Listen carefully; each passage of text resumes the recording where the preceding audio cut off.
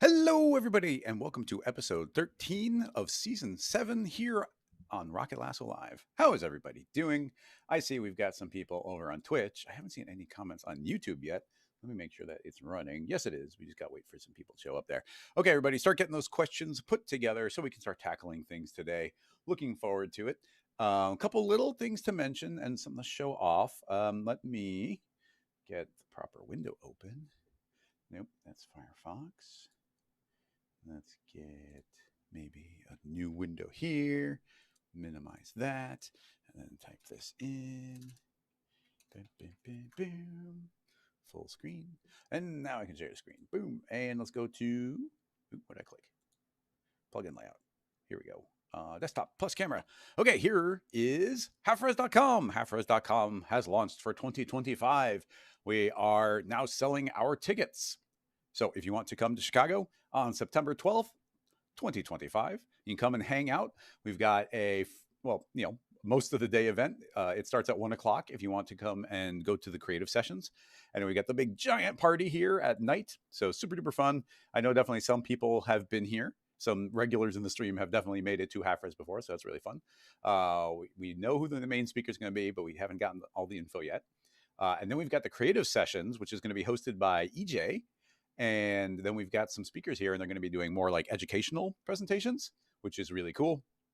And then, all that happens in the afternoon, and then the nighttime is a one big giant party. It's super cool. You should come and check it out. And if anybody is interested, I'll give you the discount code. This discount code is only going to be lasting for a week. It's the early bird ticket. Let me track it down, actually. It's in this other Slack channel. So grab that and grab this. And it's just Half-Res 2025 early bird. And that'll get you 20% off the ticket price. So let me go and put that into both chats, just in case anybody here is interested in coming to the big conference that I helped create and still help run. So it's a little, we always have referred to it as a little mini one-day conference. So come and check it out. Next up, unlikely, but if anybody is going to be, if anybody's in Chicago, there might be a few tickets left for the Safe Space event, which is hosted by Laundry Studio, and they're usually in LA, but they're doing a Chicago one, and they asked me to speak at it. So we're going to be doing that. Let me see actually if I can find, I guess it's just an image. Let me pull that up, because why not? Here we are doing a little new segment. I haven't done any new segments in a little bit. Scroll, scroll, scroll, scroll, scroll. Boom. And open up again. Okay, so here's the event. They call it Safe Space. And it's just like a motion event. So that should be fun. And it's me and Jason Whitmore. So looking forward to it. That should be fun. And let's see, more news. Half-Res is the big one. I'm going to be doing another big presentation more near the end of the year, but we're only at the teasing stage of that one. It's going to involve some international travel and some really cool speakers. So keep an ear out for that one. But let's move on over to the laptop and talk about one more kind of it's not super an announcement thing, but I didn't realize that they had released another one of the Rocket Lasso capsules. So we've completed those. Those are all given to Maxon, but they're not all quite out yet. And a very handy one is now out, and I wanted to make sure to point it out to everybody. So if you move, hopefully, everybody does have access to this. If not, this is a spoiler. If you go into your asset browser, as always, you can search for the word Rocket Lasso, and everybody should have access to almost all of these. There's like one or two are Maxon exclusives. I think like Ivy Generator. I'm not sure if any of the others are exclusives. Maybe that's the only one is Ivy Generator. So anyway, here's a bunch of example scene files and a bunch of different things. And the new one is this join spline modifier, or I guess it's join spline generator because it needs to consume splines. So here's the basic idea of what it does. So if we pop, actually a little context, because who knows who's watching the video and they have context. Rocket Lasso got contracted by Maxon to make a bunch of node-based tools. So using the nodes layout and everything, we built stuff out of nodes, and that stuff now lives permanently inside the asset browser. And not too long ago, it was taken out of the Maxon One exclusive and moved into just general C4D subscription. So anyway, with any luck, everybody does have access to this join spline generator. If I pop it open, you see it doesn't look like anything right now, but it's kind of like it's a really good partner tool to the spline mask. So the basic idea is we can make any spline, and I'll just make an arc to start out. Oh yeah, I keep on forgetting that they added in these wonderful little handles, so we can control the handles in the viewport in a bunch of the splines. So if we drop this inside the joint spline, you'll see nothing changes. But if I make a second one, it is now popping. The start of one is popping to the end of the previous one, and it's walking through the entire process. So we are able to layer up as many splines as you like, stacking them all up on top of each other. So along these lines, you can make really powerful parametric rigs. Let's step through a couple little details. If I were to put that into a sweep, and then in the sweep, we'll feed let's just do a rectangle this time, shrink that way down. You'll see that these truly are joined up. This is now one spline. So those are welded and connected and traveling through. So that opens up some opportunities. It can alternatively not be welded, so they'll each be separate parts, but each stacked correctly. But then you can imagine building different rigs from this.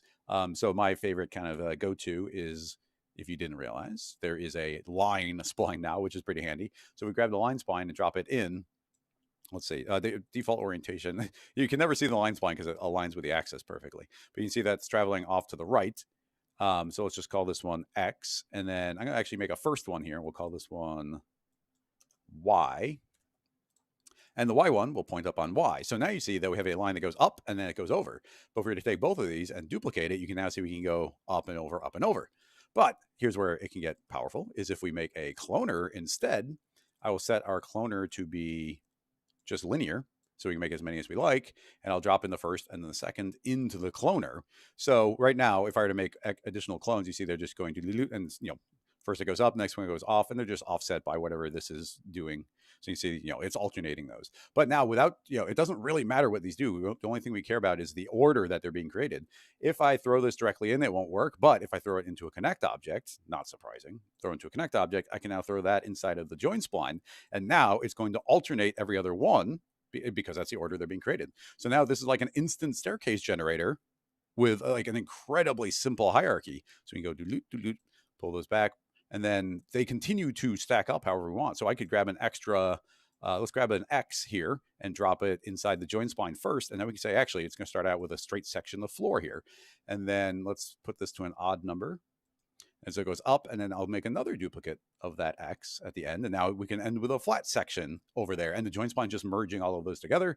We can drop this back inside the sweep, grab this rectangle and give it a whole bunch of width. And now you can see like instant geometry for these stairs, incredibly clean, simple hierarchy. And they can just be built up. So very handy out of the box. It has a couple different modes. We don't, this isn't supposed to be a full tutorial talking about, every little feature of it, but just show it off because we did spend a lot of time working on it. You can add a chamfer radius. So let's get rid of that just so we can zoom on up. So a little bit of chamfer here.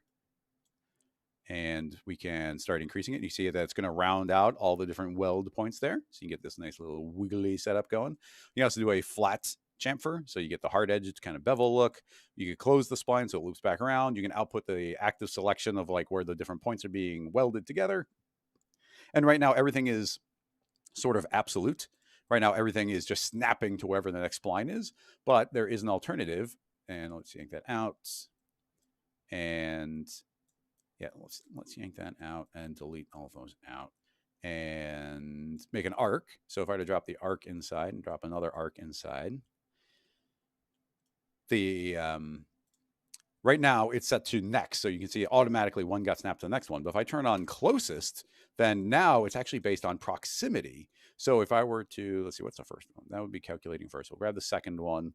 If I were to grab this, I'm going to make sure I'm on, kind of this flat plane. But if I were to move it, you're going to see that's kind of drifting along.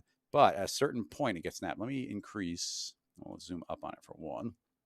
Actually, I'll just shrink them. T for scale, shrink, shrink, shrink, shrink, shrink. So you'll see as I grab this, zoom on up, we've got inside the joint spline, we've got a distance here. So we can drift this along, and you'll see as soon as we get close enough, within 10 units of it, it's suddenly going to snap and connect. So now this is purely proximity based. Now, let me show you if I were to make another one here and we scoot it over, and let's kind of change where the arcs are beginning.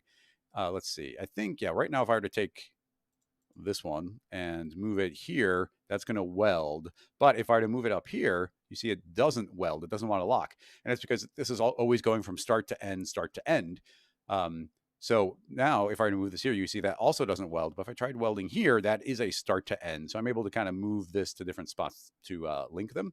But there is a bool here for connect either end. So that's checking for the start or the end. So we can activate that.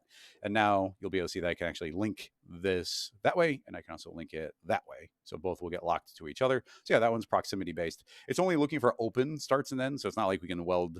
Actually, it's going to do an order of operations. So this one's actually sneaking in and going first. But then now the next one's not welded in. So, essentially you can only have one connection per, but it does open up a lot of really cool, like parametric possibilities, which I'm always like super duper into. So just for completion, if you move into the asset browser, you can search for the word join. So if I search join spline, we actually made 2 example files. I guess I'll do this one first.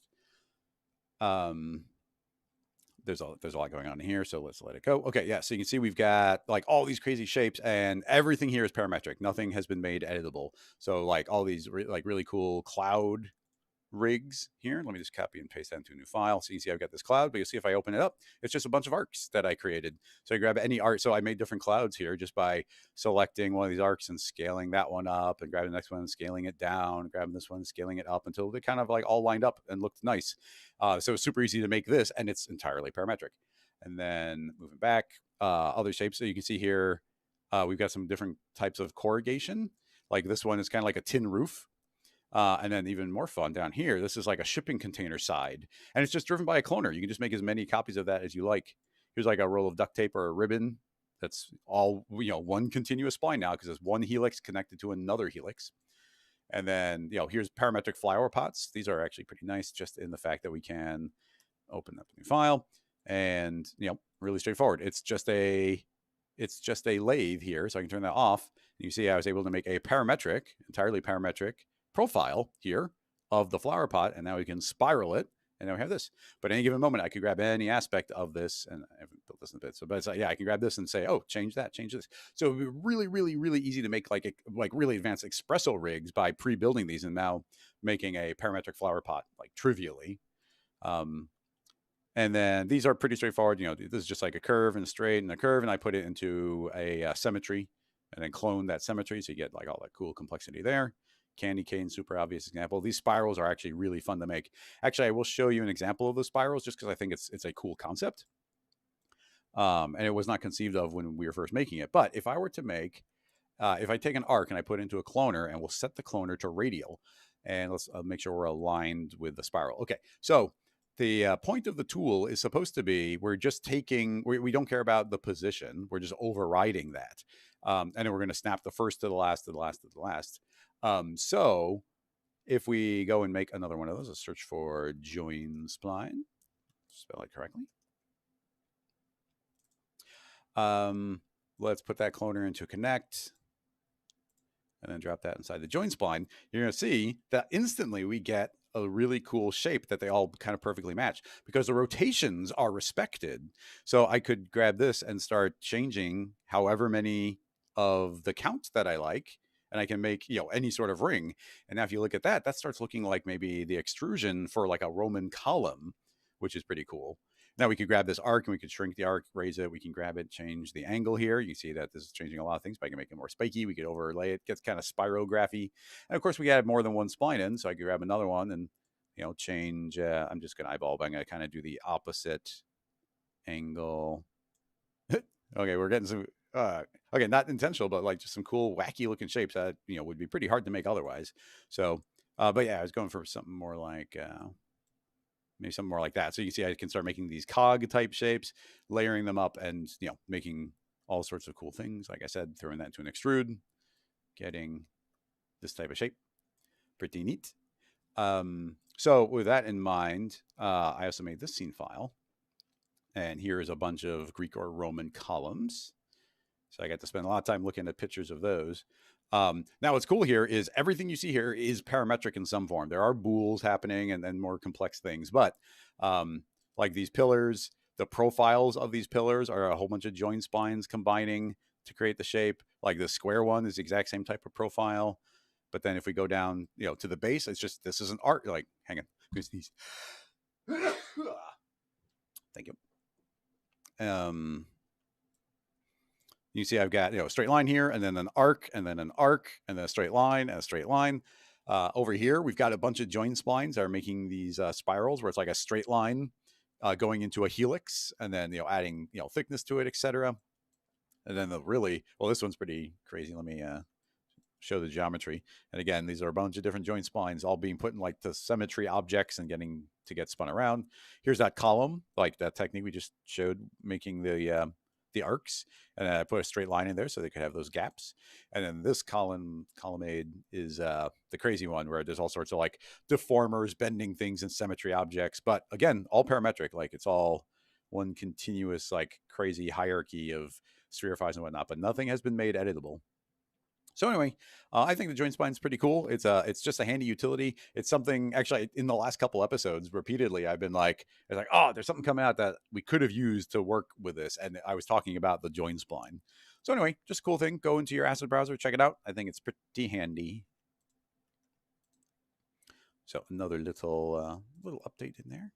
But that's going to wrap up all the stuff I had arranged. So we're now going to be jumping into the chat and trying to answer questions. Now there was let's see. Well, I'm gonna have to keep an eye on this. Caspian is marked as a first-time chatter, and I always like prioritizing somebody who's new. Although you are asking about page turning, and how they influence a book's spine. I mean, I'm always down to it would require the mastery of rigging or something less intimidating. Yeah, we can check that out as a reference. Also, I know Tobias had a link last week, and I told him to post it again this week. So I want to make sure to get to like both of those. So I'm going to keep an eye out for them. I guess technically Caspian snuck in first, so that can be my excuse for doing that one. Animation Hamster, I haven't seen you in a while. Welcome. Yeah, we got some people hanging out. So yeah, if you have any other questions, feel free to jump on in. But we're going to click on Caspian's link here. And we got this lovely book. I'm going to swap screens. This looks like, it looks, yeah, okay, never mind, it's real life. Okay, I love when there's a real life link. Okay, so, well, so it's just kind of like a really good illustration of the way books actually behave, which is insane. So you can see that we've got the binding, but also the way that this is moving over and they move collection. So excellent reference here. And the other way that moves. Having said that, nothing is immediately coming to mind as far as how we could actually do that. So let's jump on over into the cinema. I'm trying to think if we were to try and do it kind of for real. I generally speaking, like I think I have a pretty good grasp on all the way a lot of things kind of behave mechanically. And if we were to think about it along those lines, what could we do? The animation, if let's imagine that this was a joint, like a joint chain, and we had to animate those joint chains. To me, that sounds pretty untenable because of the arbitrary nature of like where those like breaks happen. Like that's just sort of not real. What's the right way of saying it? That, well, if you bent one part, then the other part has to get counterbent the other direction. Maybe it'd be possible, especially with a spline, an IK spline joint chain. Just I don't think I want to sort of go down a rope simulation direction with this, just out of curiosity. I don't know if that will work, but that's kind of where my head is at right now. But before we do that, I just want to explore a very small part of how do I want to make this? I think we'll go to a flat view here. We'll draw a spline, and I'll just draw out a handle here. I'm trying to make a straight line, but it's eyeballed. Okay, so we've got that spline. If we have that spline selected, we go back to 3D. If we have that spline selected, we can go to character, let's see, convert, and I can say spline to joints, and that's now going to make a joint. Of course, that's only going to make it only makes one, which maybe that's fine. Oh, that's interesting. When I hit undo, only one of them disappeared. I wonder if that's an undo bug. But anyway, it just makes one. Um, but we could, I think I can just do something like this. We'll just duplicate the chain a whole bunch of times because now I'm going to right click. This is going to be tricky because there's so many joints. We're going to right click and we're going to add a simulation. No, not simulation. We're going to add a rigging IK spline. And that's what's the reason I was able to be so messy with the hierarchy is it's not going to care about the crazy intersections in the viewport. I'm just going to say, hey, here's the end of the joint chain, and then we can collapse it down. And here's the spline of the joint chain. And with any luck, boom, it's all going to start lining up. And now instead of, right now the type is fit, but I'm going to say is equal to. And now you can see that all the joints have scaled down to perfectly match whatever that spline is doing. And now we need to make some controls. And that's why I only made a spline with 2 nice clean handles. So now I can say add a handle, create. And now because there's 2 points, we made 2 handles, we made 2 nulls. And now if I grab a null and go back to object mode and hit E, I can now grab this and move it. And you see how this joint chain is going to modify and kind of squash and stretch, etc. Now we did squash and stretch it to get it to this state. And if we go back to it being fit, okay, it has now been automatically modified to be equal. So when I click fit, it doesn't change. But now that it's in fit, it's remembering this. And now you can see that as I move it, that the spline's not getting shorter or longer, which for this book, we'd have to do because we wouldn't want the pages getting scrunched. Now think of this, like what we're seeing here, as the actual binding section. Let me swap over here. And if you can see my mouse, the mouse is really tiny, but think of the line I'm generating right now as this, like the profile of the spine on the inside. Potentially the same technique could be used to do this kind of bendy thing, but obviously there's a lot of really complex things going here. So now with this null, I am able to do things like rotate it, like I can turn this around and move it around.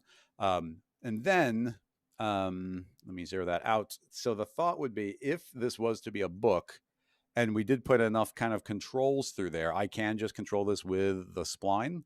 So with additional handles and deformation and whatnot, if I were to move things correctly, modify things, I could get some like pretty sharp angles. So you can see here, like potentially limitations, but not inaccurate to what we're seeing.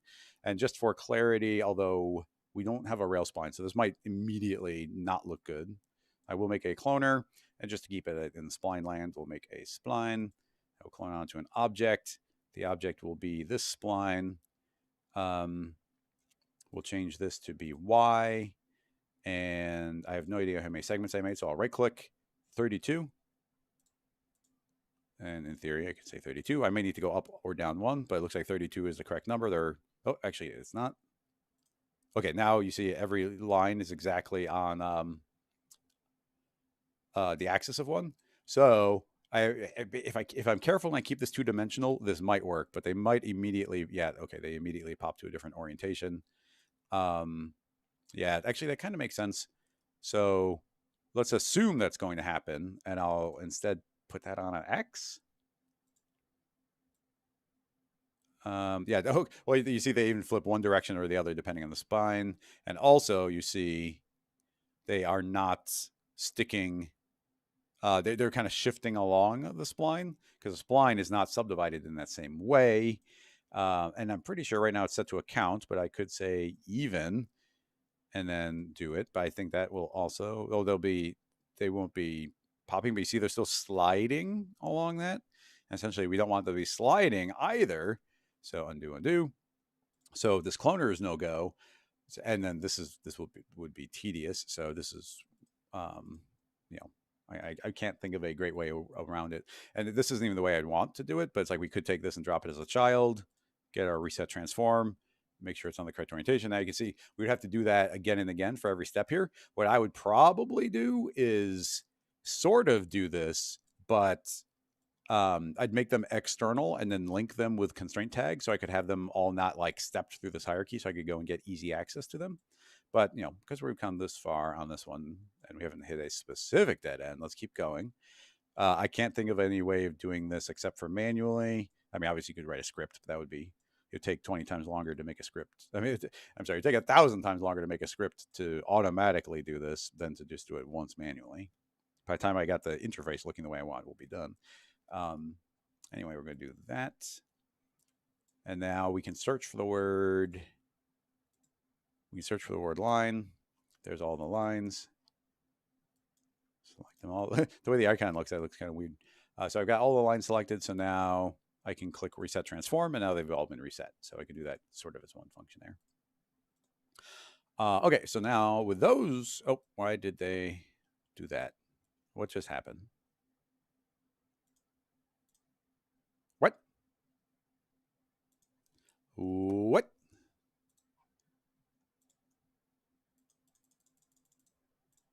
Why did that happen? Is that going to do it again? Why did that happen? I am baffled as to why that happened. Anyway, now you see that they're actually connected kind of the way that we'd want them to be. But keep in mind that there's nothing stopping us from just grabbing this rig and bending it the wrong way. These pages, if this was a book and these were actually, let's search for line again. Actually, let's make a selection object for ourselves. So we grab that and then where does it live? Create. I'm trying to remember. I haven't used, under select, selection, create selection object. And now get rid of that. Now I get the selection. So anytime I want all the lines, I can just double click on that and it will remember the selection. Anyway, I was just gonna make those longer. So now, now we can kind of think of those as the pages of a book. It's kind of, it must already be tilted a little bit. I must have moved this. Yeah, I did. But anyway, if these were pages of a book and if I were to try and bend it like that, obviously they start intersecting. So obviously a book can't close more than it is when it's closed. So we'd have to make sure we're bending it the right way. But even here, you are seeing some of the problems that as I bend it, it's going to be really easy to bend it in the way. Even here, you see that's bending, but it's kind of counter bending the other one. So then we'd have to grab our other null and make sure that that was like counter bending, so it's not going into it. And this is kind of going into those difficulties I was saying. If you're to build a rig like this, that as an animator, you'd have to be like so meticulous with how you're placing your different components. But like essentially, it's like that's doing an okay job of like flipping the pages. So like, I'm not upset at that the reason we sort of pursue this is the manual rigging way of sort of getting some page flipping. Obviously, we're not dealing with the bookbinding. Nothing stopping it from intersecting. But as far as getting some flips going, that's not bad. It's not bad. Better than I thought we'd get, actually. I'll just rename this to Move Me for the scene files. If anybody is supporting on Patreon, you get access to these right away on Patreon. Right after the live stream. Book binding joint spline. Okay, now is this even dumb? Because what I wanted to do was pursue a simulation version of it. But how would you animate that one? It's like, yeah, you could drop the book and then the book will do what it's doing, but you couldn't like art direct it and bend the different parts.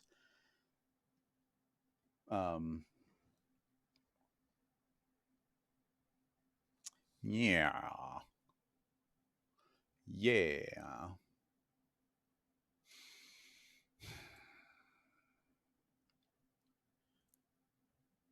So we'd almost build this. The thought was we could build almost this identical rig and bind a bunch of these to one spline, much like what we do have right now. It'd be easier because we use cloners, and then link them all together. And if we could treat them as if they were two-dimensional, we might be able to get some cool. Could we treat them as two-dimensional? How do you treat something two-dimensional when you're going to drop it in a 3D world? We would have to somehow bind it.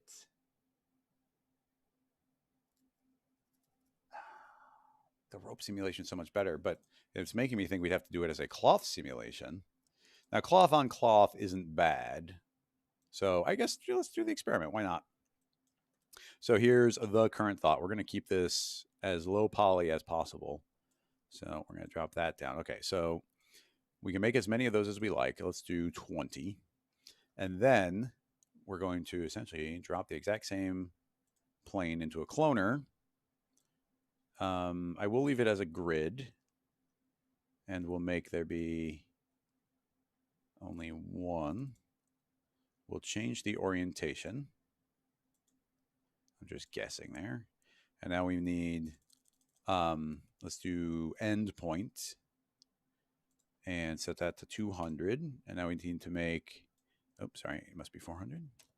So now we need to make exactly the same count, maybe -1, actually +1. So it's a count of 21. And now we have 1 everywhere.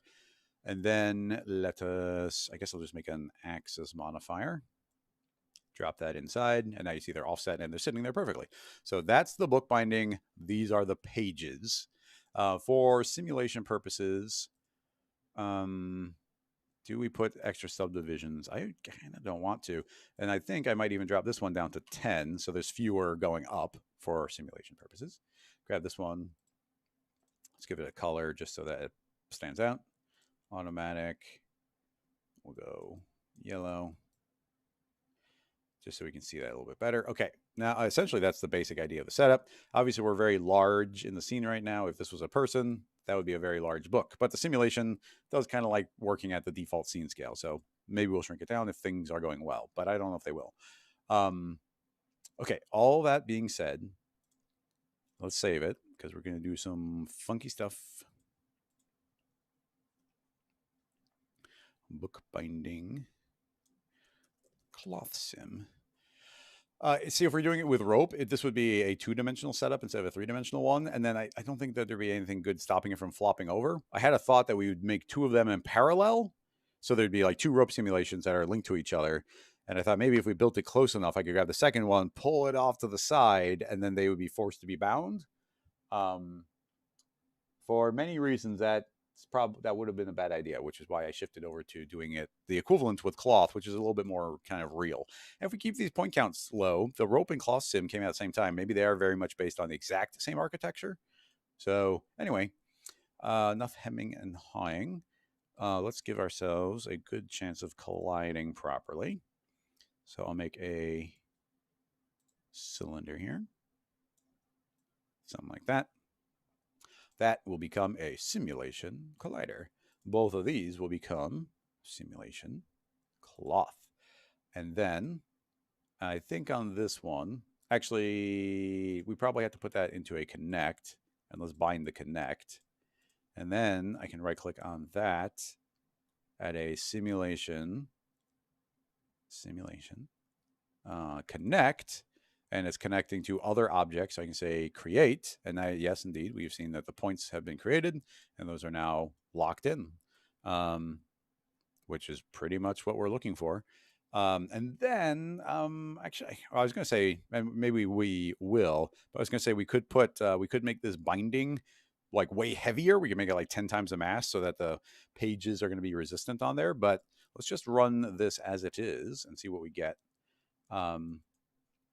I guess the material's been overridden, so let's just make those. That's white. I guess that's from the right angle it is. Okay, let's see what this does.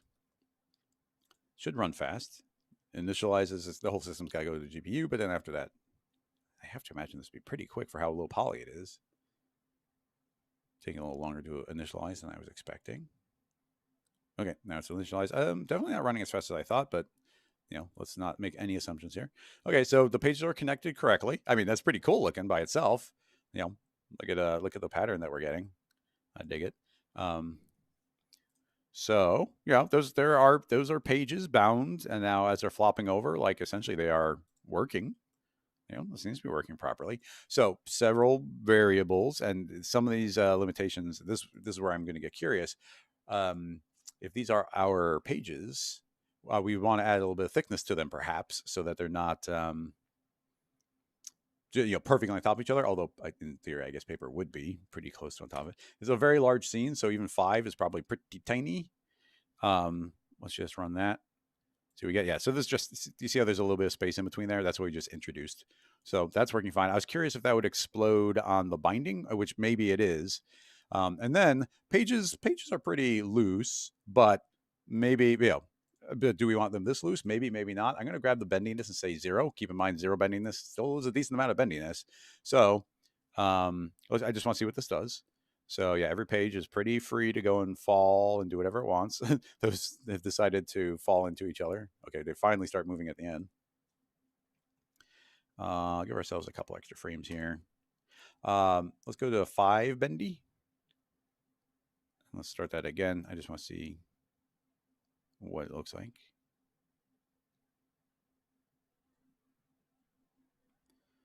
Okay, yeah, I like that bend a little bit more. It still feels maybe a little soft, but like I like the way they're rolling and not pinching quite as much. So that's an okay rig. I don't mind. Oop, gotta be careful. We gotta keep them in their initial state. I don't mind the way that looks. Now, what are some additional ramifications here? Um, like I said, the problem with this rig is it's not going to be very art directable. But we've often tried to tackle page stuff, and I don't think we've ever tried to do it this way. So I'm going to continue.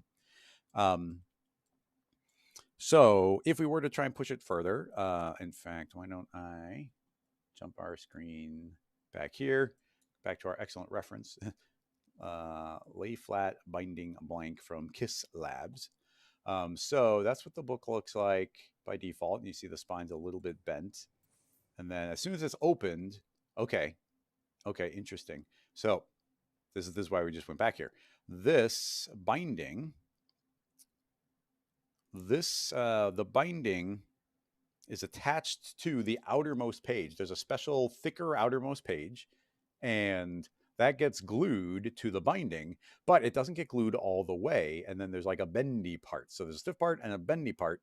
And the reason we get this curvature here and all this freedom for it to move is because it's not glued all the way down the sheet. It's glued a little bit back. That's actually really important, valuable information. Back to the screen. Okay. Armed with that information, let's see how far we can push this system. I'm going to try doubling our pages. In theory, pretty easy. I'm going to say 41, and now we can jump our binding, or yeah, I guess this would be the binding, and we'll jump that to 40. So in theory, yeah, these lines are lining up with those lines again. We'd have to grab our connect tag and create the connection again. So they're all connected again. If we make too many of them, we're gonna have to shrink our search radius, but for now it's fine. So twice as many pages, the thickness was still relatively thin. So yeah, that's all still working just fine. And that's plenty of pages for a test. But I'm pretty confident we could crank the numbers up a little bit higher.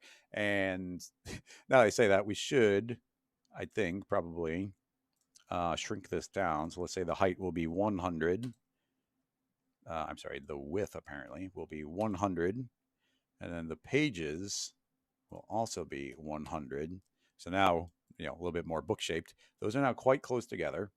So even though the bindings happen, I want it to be kind of future proof. So like I said, it's a 0.1 and say create, and you see that the bindings are still valid.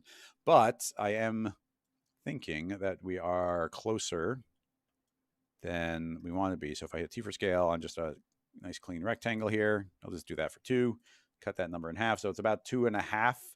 There's about 2.5 units between each one. And keep in mind that they'd have to share it. So we'd want, 1.25-ish for our thickness. So grabbing this, our thickness 1.1. That's fine. Let's just maybe that number. That's a number I never know if it's supposed to be half the amount or not. Boing. Okay, valid. Whee! It didn't explode. Actually, it worked quite nice. It's looking quite nice. Let's try doing more thickness and see if they are intersecting initially, which I don't. Nope, they have their thickness now. So yeah, I think 2 is fine. I think the 2.2 was correct. So yeah, these start falling, looking very nice. I like it. Now, can we? And I do not know if we can. Can we do the binding here? Tricky. Let me think. So we need one shape, and if we want to lock it in all these places, it's going to have to be near identical. And then the connections, we have a point restriction.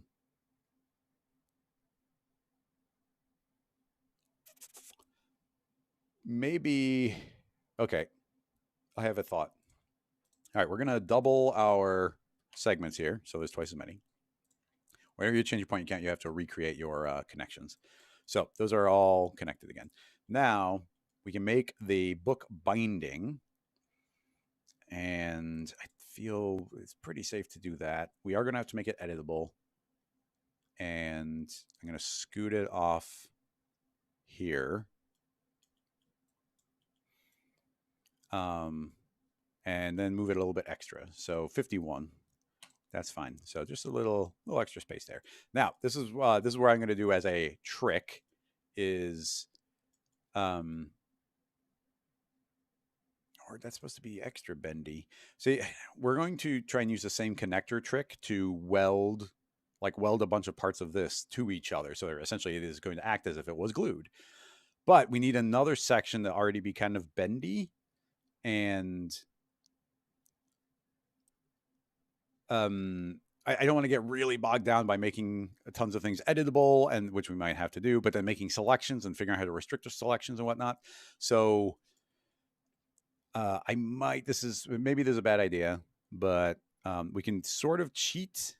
I'm going to current state to object this so that the axis isn't there. So now when I work on it, it's going to be direct. So what I'm thinking is that doesn't get connected either. So this, and let's say, and this get pulled out.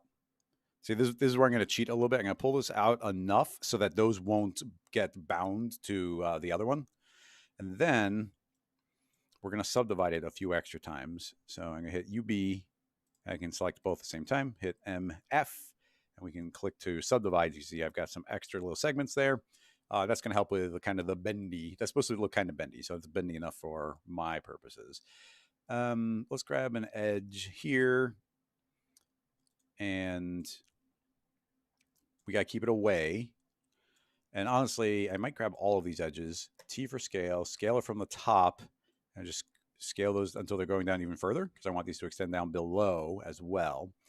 And then I suppose our best bet would be to take this. We could have potentially done all this with deformers, but with these extra cuts and subdivisions and me scooting the bits around, that's why I didn't. I'm going to grab the binding and then holding down Alt, create a symmetry. And I did that just to take on the position of it. And I'm going to yank it out, and I'm going to put that into the symmetry. And now you can see we got symmetry on either side. The default settings worked. And then, actually, we might be able to keep this part parametric. I'm going to put that into a connect. And we're going to keep weld on. We keep weld on so infrequently. Let's now duplicate that binding into this connect, scoot it down, and then make it wider. And I'm essentially eyeballing this. Everything's the same width, but if I scoot this out, eventually, thanks to, and actually we can probably increase this binding quite a bit, actually. I'm going to say like 5. Yeah, if I increase that enough, nothing's too close to each other. So by increasing that, I've now given myself flexibility where I can pull this up and down. You see that this point is welding up to that. So now that's created a single piece of geometry. I now have a control in which I can drop our point count way down, because we only need, essentially I want to keep that amount of subdividing. So probably even fewer than that. Yeah, we don't need many.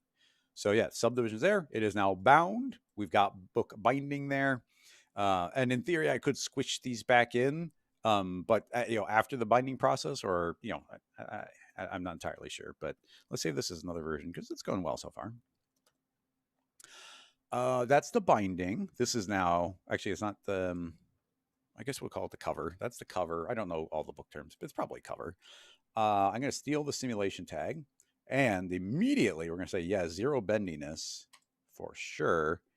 And I'm going to, the thickness is fine. But we are going to say that it's like 10 times the mass. And we might need to do some things to try and stop it from extra bending. But let's get there when we get there. So let's go ahead and make this blue. Maybe a lighter blue so we can see the polygons. And this now needs to, that's welding pages to other objects. This cover is a different object. So I think we just say create again. It looks like our range is so small that it's not quite reaching that, which is fine. Let's increase the amount, create. Now it was enough to jump there. Let's make sure it's okay. And it's not enough for these to jump between each other. You can see that I'm kind of cheating in that we're just grabbing these little threshold margins so that I don't have to manually go linking things together. That's that's the hackiest bit we're doing here. It is clean, it is working, and like essentially it's being built well, but I'm working within these known restrictions. I'm gonna turn off show plane so we don't actually see that one. So in theory, we've got a cover on there that can bend in different spots. This bottom one is still free to bend however it wants. They're not bound to each other. It's just on this outermost page. We didn't stiffen up that page at all. And then this outer cover is just as many segments as these inner ones. And I don't see any reason why it's not going to just flop around just as much. So this is going to be more of a soft cover book. I'm trying to think of ways like we could do some of the so I mean it's called soft body. Maybe that is I should delete that. Actually, let's double check that these connections are correct. Okay. There was double tags because I copied it over. Anyway, not bending, not stretchy, friction, thickness, 10 times heavier as a page. And honestly, we could probably go overboard and say it's like 100 times heavier, but it itself wants to bend. It is free to bend. And like we said, zero bendiness is not that little of bendiness. We could do soft bodies. This would be, I think, more difficult than I think it would be, because you can see essentially what I want to have it do is make a bunch of crisscrossing connections amongst itself. We might actually, I don't know if the rigid bodies would tie in well, but I'm just going to turn that off. I don't know if rigid bodies will come in well, but maybe we're going to come in and add another sheet in here of like a complete rigid body. That might work, actually. I don't know. Anyway, let's see how it works. I'm going to hit play. Been teasing you long enough. And boop. Okay, binding's fine. We're getting some intersections, but a lot of that's probably, well, they do seem to be sneaking through. Let's scoot those apart from each other, I suppose. Because these pages do have thickness, and we just brought them very close together. This is still welding, just fine. And create again. Increase to 2, create again. Nope, increase to 3, create again. These are interconnecting between each other.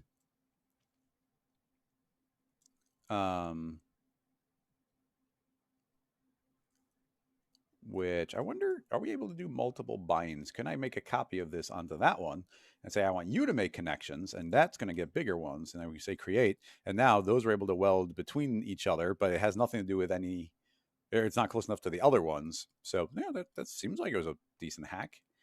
Grab this. The cover, I think, can be thicker still. So let's try 4. Maybe they're intersecting. Maybe they're not. Hit save.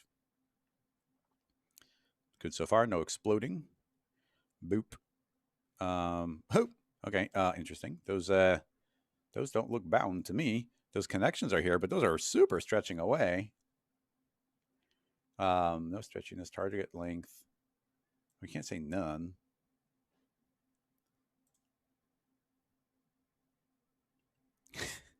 Well, I'm impressed at the stiffness of these covers, but why are these connections just like, you can see it is affecting it, but it did not stick those outer pages to it. Whoa, I mean, it's pretty cool looking.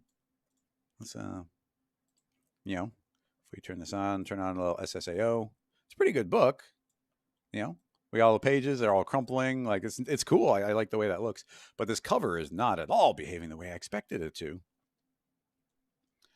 Let me think. Why? That's way heavier, but these constraint tags, I'm thinking of order of operations, like maybe because we made 2 different ones, they're interacting in a more complex way. But we're already saying like 0 stretchiness. We don't want them to tear. We can say target length, but we already said give it a short target length and it's still able to escape. So yeah, if these aren't going to like clamp onto it, I kind of don't know what to do about them.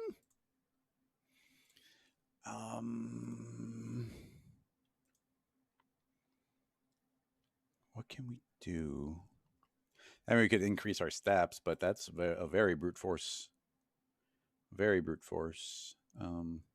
Steps, iterations, damping, substeps, iterations, collisions. I'm not sure which. Maybe iterations, maybe just substeps. Um, like if I double the iterations, which unfortunately it's doubling everything everywhere. I just want those to be more constrained. Are these going to? Yeah. Okay. You can see that those seem to be holding better. Pause. Now, if I were to increase that to 5, can we continue? I don't. It might only initial at the beginning. Oh, I'm surprised at iterations. I'm not. Honestly, I'm not seeing. It's I think it's different. It felt like it pulled more, but like we were at 5 iterations, it doesn't feel that different. So I don't trust that. Smooth iterations, collision. Yeah, like maybe it is like maybe these do get calculated under the collision. So let's jump that up to 5. Just see what that does. Well, we just got no. See, they still stretch away. So don't count that one. Jump that up to 5. I'm just looking to feel a visual difference, and unfortunately, these things are subtle. Okay, that one definitely takes longer to. Well, maybe not. Again, sort of different. I mean, a different behavior. You see, it definitely tugged it differently, but that's not absolute. And then subframes. This is the most brute force tool we have. It's the one I would least want to do something for us. Like it just goes to I wish that there was an iteration. I don't know necessarily exactly what the math is doing. That's not exactly what I was expecting. I don't know exactly what the math of these connections is doing, but I wish that there was like an iteration settings or something here independently so that those could calculate their iterations more so that there's more strength. Because I think there's no such thing as like a rigid constraint here. It's always soft constraints. Mark.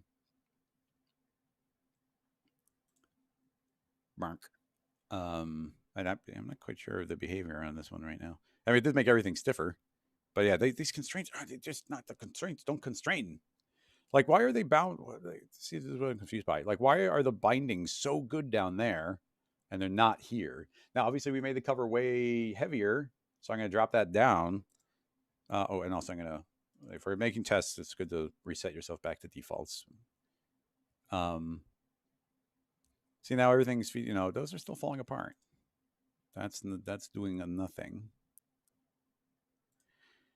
Max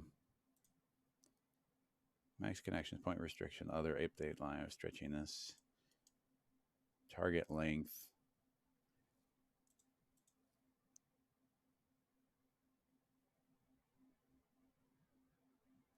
No, none of that seemed to really do anything. Can you have more than one connect tag? You can. That's interesting. If I copy this tag 5 times, is it going to do 5 constraints on top of each other and they're all trying?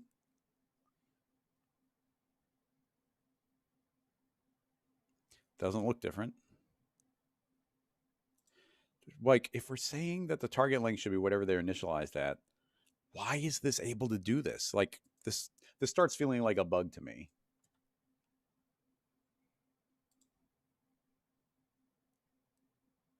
Brunk. If we're ignoring that the bindings aren't working well, that does look so good. Anyway, more a different idea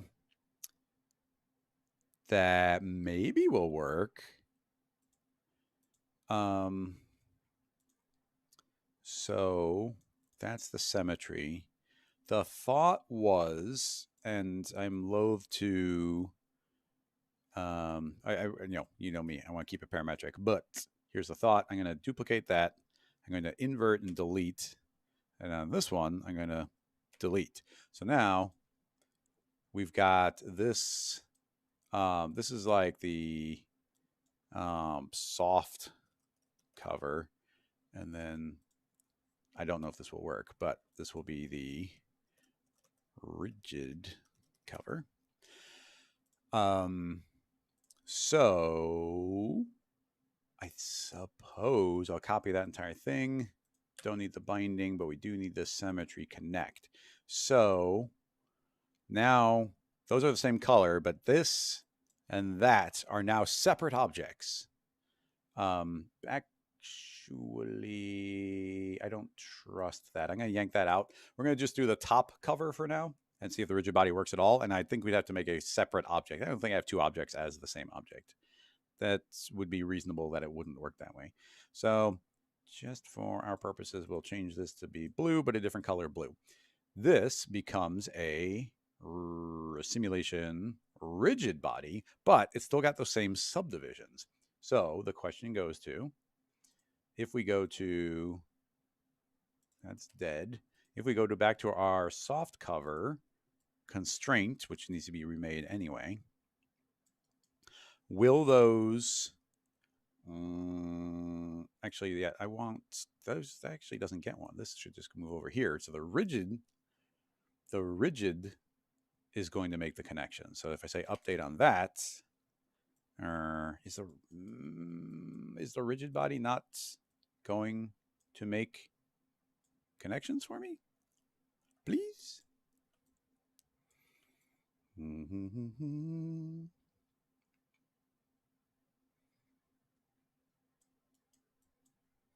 Hayden, there's definitely reasons for that. For why not doing that.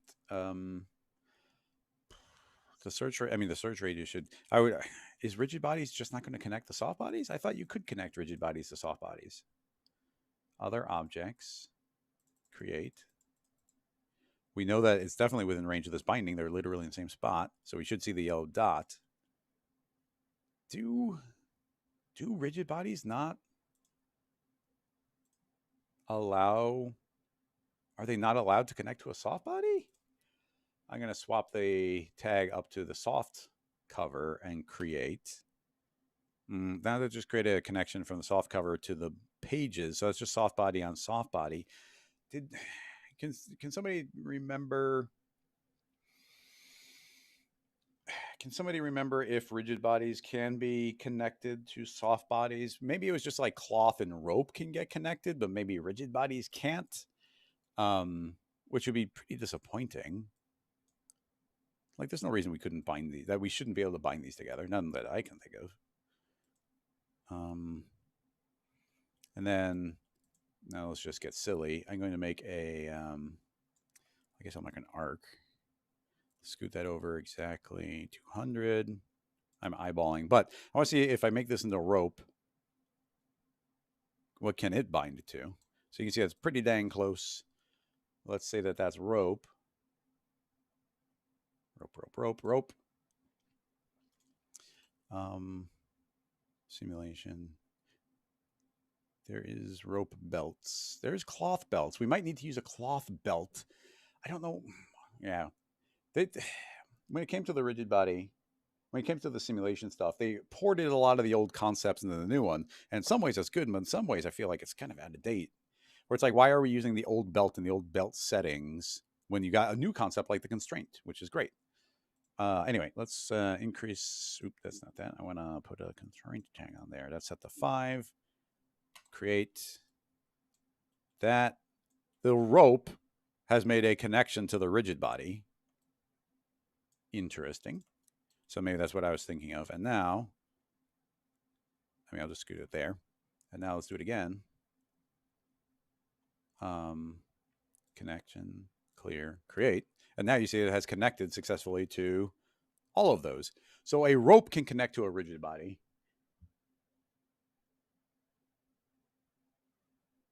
And cloth can connect to cloth, but a rigid body can't connect to cloth.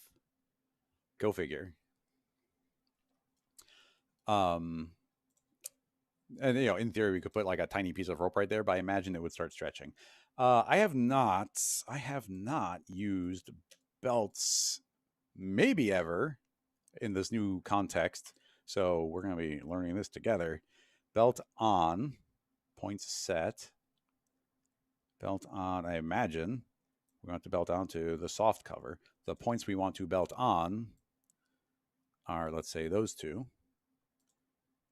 Set them. I don't see any visual indicator. at all. Then maybe there is, maybe they're connected, maybe they're not. I can't tell. And that's what's frustrating is like, you see, this is a completely different system. Like when they made this constraint, they put all these really nice new, really nice new concepts in there. And then the belt just looks like the old belt, even though it works with a new system. So let's hit play. Okay, they immediately popped off kind of aggressively. Twink. So not belted at all. Let's try doing the opposite. I'm going to say, hey, actually, it is a belt. So we'll put the belt on the cloth and we'll say, you're belting onto the rigid body. Now, I'm going to just hit, okay. When I hit sit, okay, it did draw the lines. I take back what I said about those lines, but I still want things like the radius. Like, why is there no radius here? Now, here's what's odd. There is no radius, right? There's no radius, but it just made like connection. It just made multiple connections. How do I control how many connections it should make? I don't know. All right, well, let's see what it did. Well, it still popped off. That's drifting away. That's super drifting away. I have not used the belt as I mentioned. So if somebody knows a way I'm using the belt incorrectly, please feel free to shout it out.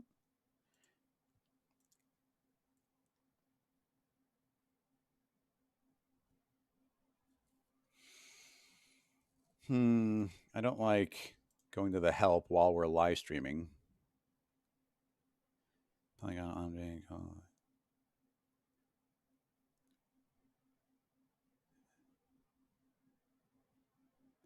All the points along the belt will move with each deformation of the cloth object, but only after the set button has been clicked.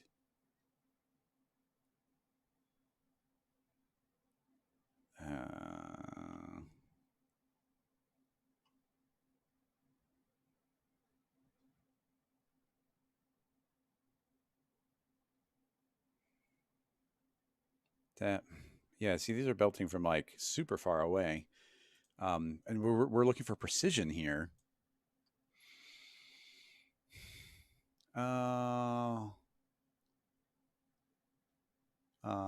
Flavio, I do have the point. I mean, on the rigid cover, I've got points set. Maybe you mean on here, so we'd have to make our book binding editable, which I'm loath to do. I suppose we'll do it temporarily. Editable, and now I can select just those 2 points. I think I grabbed more somehow. Just those 2 points. Yes. Now we've only got 2 points on that, only 2 points on that. So I'm going to set. And now, okay, it did in theory set those. I don't know if the active selection from either one was the relevant variable. Maybe, maybe not. But let's see if it stays connected at all. Okay, sort of. I mean, it did connect. Let's see. You see immediately popped away. That could be like some sort of thickness or something. Search radius, thickness. The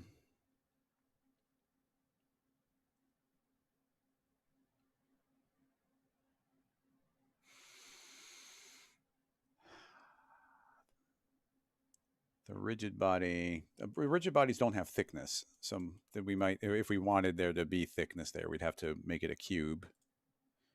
Okay, let's just see what it's doing. Obviously, it's incredibly heavy compared to the rest of it. It is rigid. It is connected, although it seems to be passing through a bunch. First order of business, make it weigh lighter. So let's try 0.1. You see how it still slams in there, and the paper just is like, oh no, I can't do it. That makes me think it's still way heavier.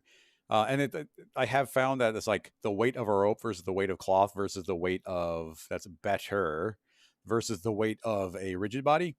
They're dramatically off. Now, several things you see right here. It's trying to rip this cover away.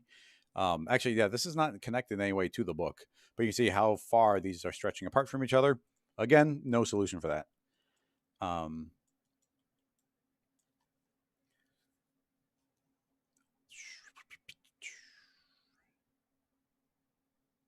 And then now we've got our rigid cover, and now we'd want that to be super duper bound to the outermost pages there. But we also learn, I'm going to grab the belt. If we were to say these pages should be belted onto the rigid cover, I want it to be on all the points. I don't know if this is, we're going to do this probably wrong. The pages want to belt onto the rigid cover. If I say set, let's just see what it does. Nothing as far as I can tell. Show, clear, set, nothing. Now, probably needs to be made editable. Again, very disappointing. The connector tag does not need to be made editable. Okay, so that's doing its thing. Now, besides, I've been saving it a bunch, so we're not going to lose the previous steps. But now the only thing I think is make all the pages editable. So now we're stuck at this number of pages where before we're going to have a fairly parametric rig. Now, but the one good thing that we do have is I can select all the points of that page, and now it's not selecting the other pages. And now we'll grab the belt and try setting that. And yeah, now we made connections. They have to be made editable. So disappointing. Okay, let's go and grab these connections. Oh, that's interesting. Okay, let's belt clear. I don't want these bottom ones. Holding on control, deselecting, set. Okay, now those are belted. And then, because we made it editable, we need to rebelt this. So I'm going to click that. And now that did successfully make those bound connections again. All right. Let's try running it again. Still got a bit of weight in there, but now that page is stuck to it at least. I definitely see what's going on there. Oh no, that one page is still stuck. At least that sticks. And these other ones are sliding. So, okay. I don't like making editable, but it's there. These two still seem to be like colliding in a way that is rough. So I don't know if this is what I want, but I'm going to lower this amount. I can say like 75% so that in theory it can like put some gap in there. But do you see how it's kind of flinging it? We already know for a fact that this cover is in theory very heavy, but somehow something's flinging it at the beginning. You see how it immediately shoots off to the side? So that's also making me want to grab the soft cover, and we're going to dramatically increase its mass. 10 times heavier. And that seems to soften it, but maybe not. Let's do another 10 in there. Just always do orders of magnitude. Let's run it again. It does feel like it's stronger. I'm gonna do 1,000, and that should really do it. Where now I would think that the dark blue is heavier than that blue.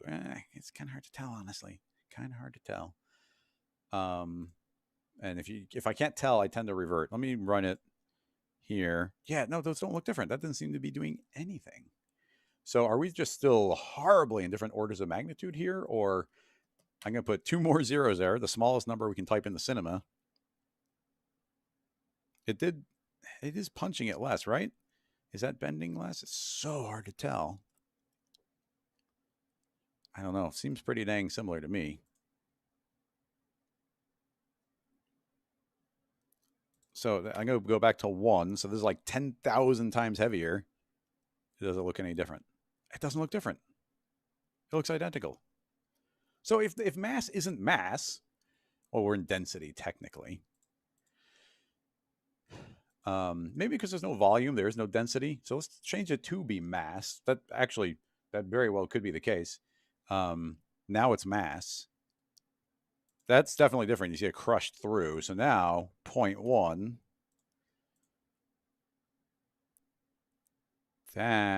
Well, it's still crushed through. 0.001. Let's go bigger.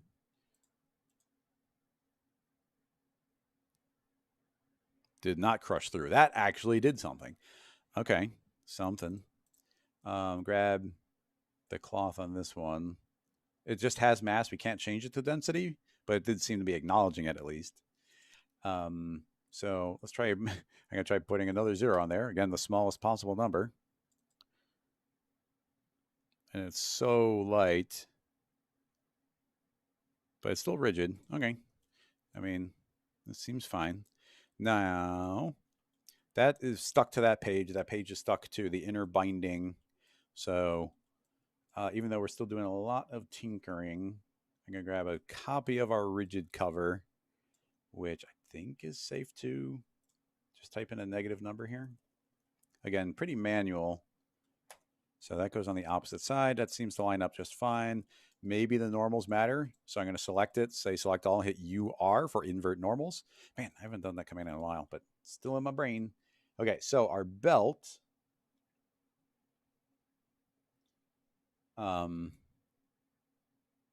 This belt is based off of these inner ones, right? Clear.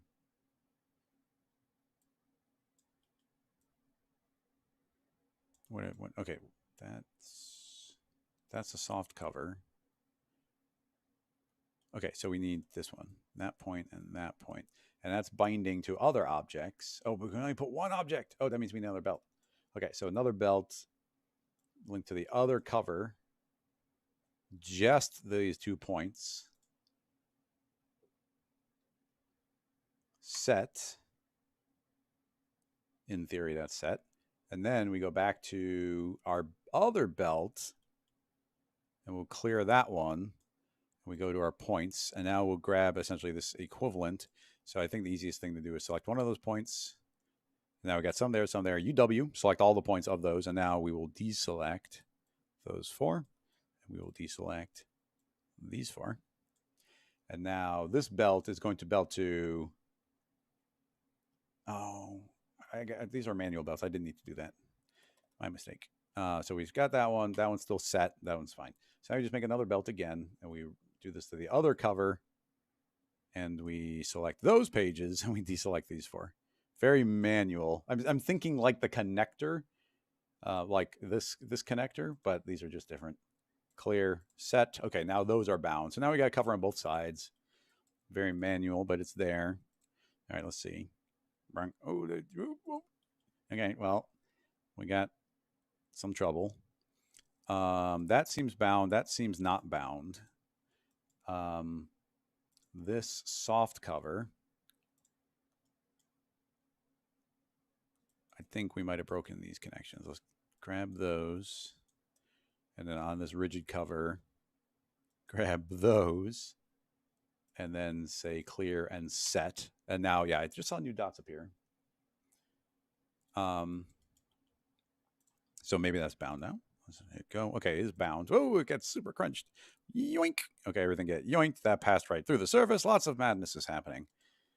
All right, so already we said that these 2 things are weighing all but nothing. I don't know if I count that. I'm going to say is hollow. Does that do anything? No, it's just still crunching them in. Pinch. Our soft cover, it's got some thickness. That's fine. The mass, I mean, we're going to like crank up the mass 1,000 times stronger. Is that enough to keep it at bay or do anything? Like, no, it just, well, these just went through the pages as if the pages weren't even there. This being weighing more, you see it couldn't fling apart as much, but it's still falling apart.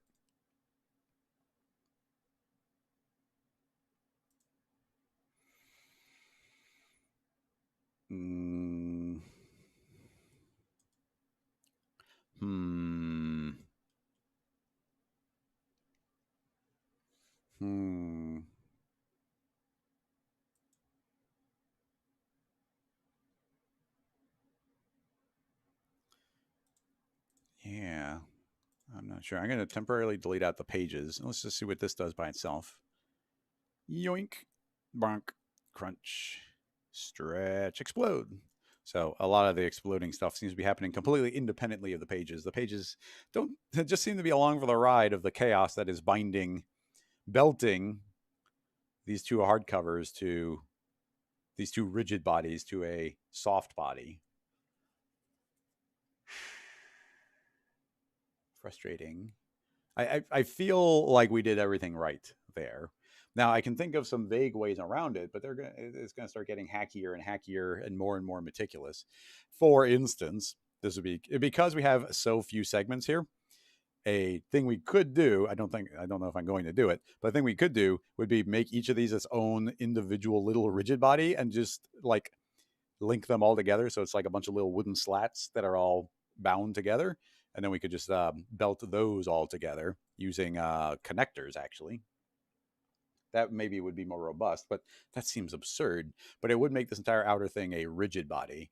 But maybe even of more concern, it's just the fact that seemingly no matter what we do with this custom mass, it's just not respecting the pages having any weight of their own. Like if these two things just smash through the pages, then it's not a book anymore.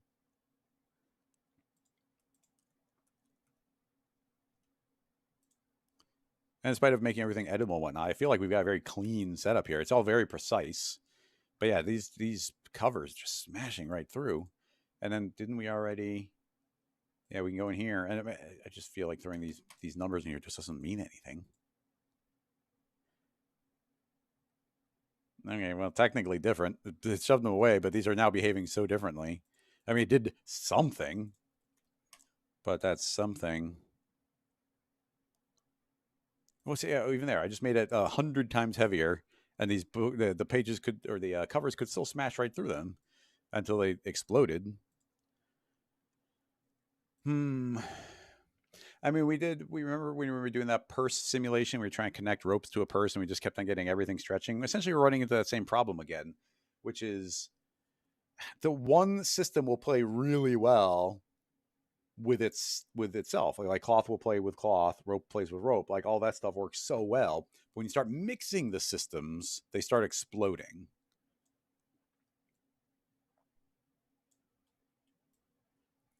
So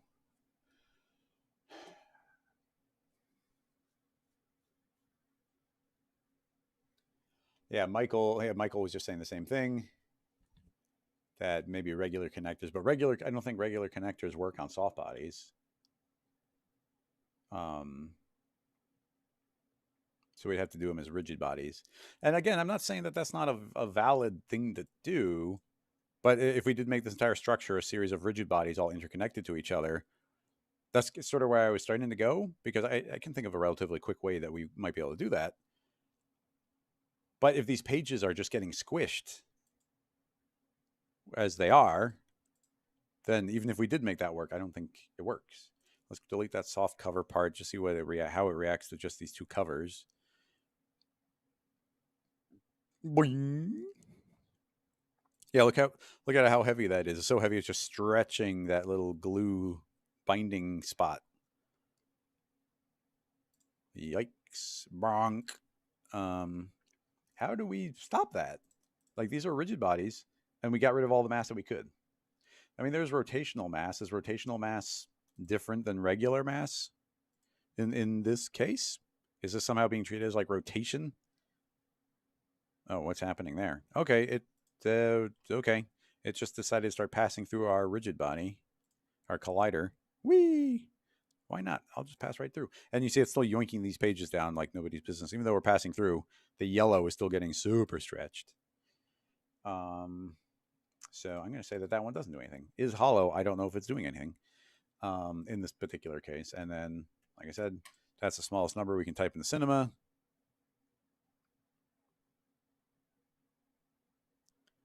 Yoink. And you can see the yellow thing still getting ripped apart.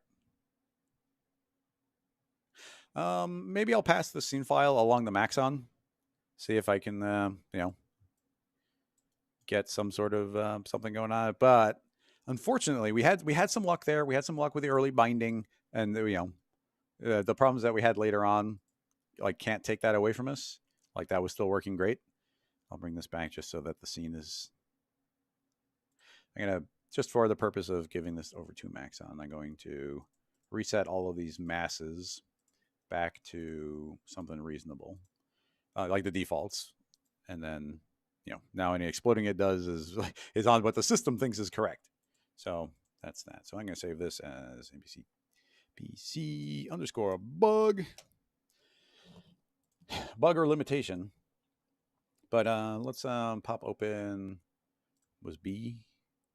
No, B was already in this state. Let's try A. Oh, A was. Yeah, I'm going to just delete the covers here. So this is working great. I reopened the scene file, so it probably has to send it back to the GPU. Yeah, so this is wonderful. It's parametric. It's so good. Why is it got to be so good here? Blurp. Yeah, let's just play with this one for a little bit more. Back to the cloth. You can go back to very little bending. We're going to say the binding. Let's say the binding is going to be stronger, so like 5, and that's holding on. Now, although these are just pivoting from one corner, so maybe that's not even a variable. Like say 0 bending.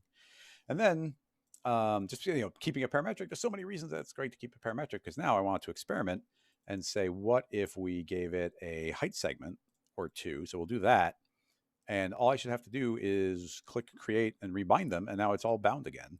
So now, in theory, they got a little bit of flex they can do like side to side. Now it is uniform across the board, so maybe I don't expect that to look different in that scenario. But if we grab this and rotate, maybe it will. It's asymmetric now. Yeah, see now, well, we got a little bit of twist there. See him kind of flopping. Yeah, so we get some twist in there. So it's great. Look at that. So we can make a. So okay, we successfully made a magazine, but we were not able to make a hardcover book. And it does look cool. I dig it. And then actually, I wouldn't mind spending a moment just because this is working all right. I want to see how art directable it is even capable of being. Maybe this is totally madness, but if we make a table like a so, and we lay our book on the ground, does it survive? Does it survive being sideways and all of its weight laying on itself? So we'll do something like that. Now, it's a thick magazine. I'll grant you that one. But hey, it's parametric, so we can say let's make it half as many. So we're going to make it 1/4 the height and half as many pages. This is now 1/4 the height and half as many pages. And then do the magical rebind, boing, rebound, and explode. Let's see what happens. Okay, it did explode. Oh, and we need to make the cube a collider. Okay, exploded, but that's because we made everything tighter. They are more pinched together, and therefore the pages need to be thinner. Run it. Brunk. Okay. Okay, several things. Seems like all those pages landed and they started just like escaping through the box. Given the weight and the gravity, etc. Like maybe. That's currently a triangle mesh. I'm going to say it's a box. That should be a lot more accurate of a collider vehicle. Let's see. Okay, maybe. Maybe none of the pages snuck through. Maybe they did. No, not really. I'll allow that. So the pages aren't sneaking through now. That's a box. The binding, these are sneaking through each other, but there's potentially a lot of weight going on there. Binding, I said it's heavier. I'm going to make it heavier still. And we're actually going to grab the book pages and we're going to set that down to like 0.1. So those weigh less on each other. Mass, I've never been super, I don't have a full intuition. Well, better. You see they just kind of flop to the side. So actually that's not far. It's not far from acceptable. I'm surprised because in theory these do have some decent friction. So like how they're just sliding off of each other.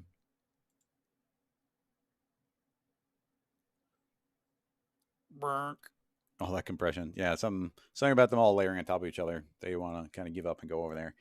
I'm just not I'm just not going to deal with that bit of it right now because I would like to move on to another question. Have we been talking about this for an hour and a half already? Oh, sorry, Tobias. I'm not sure how big your question is going to be, but I was hoping to tackle at least the 2 questions. Anyway, I just wanted to check on art direction. So the last thought was going to be to make a plane and scoot it over and then see if we could have a book sitting here and if I can kind of make the wind, or in this case, not wind, but if I can search for axis. Drag that in. Do this, do that, and scoot it there. Scoot it there. Yeah, scoot it there, I think. Then we can do this, and now I'm pivoting from that location. So it's probably still going to fall. It might try and pass through this. There's a million things that could go wrong.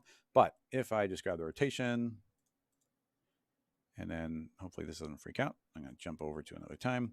And now I'm going to say, take this and flip up like that. I'm just going to go that far. Let's just see what happens. So that becomes a collider. It's saying it's a box. Maybe that'll work. Maybe it won't. And let's make it a little bit wider so we can see it and change the color. It just helps diagnose things if we're seeing some crazy colors. Okay, let's just see what that does. In theory, that's got some thickness or something, but okay, it's kind of pulling one page. Not exactly what I was going for.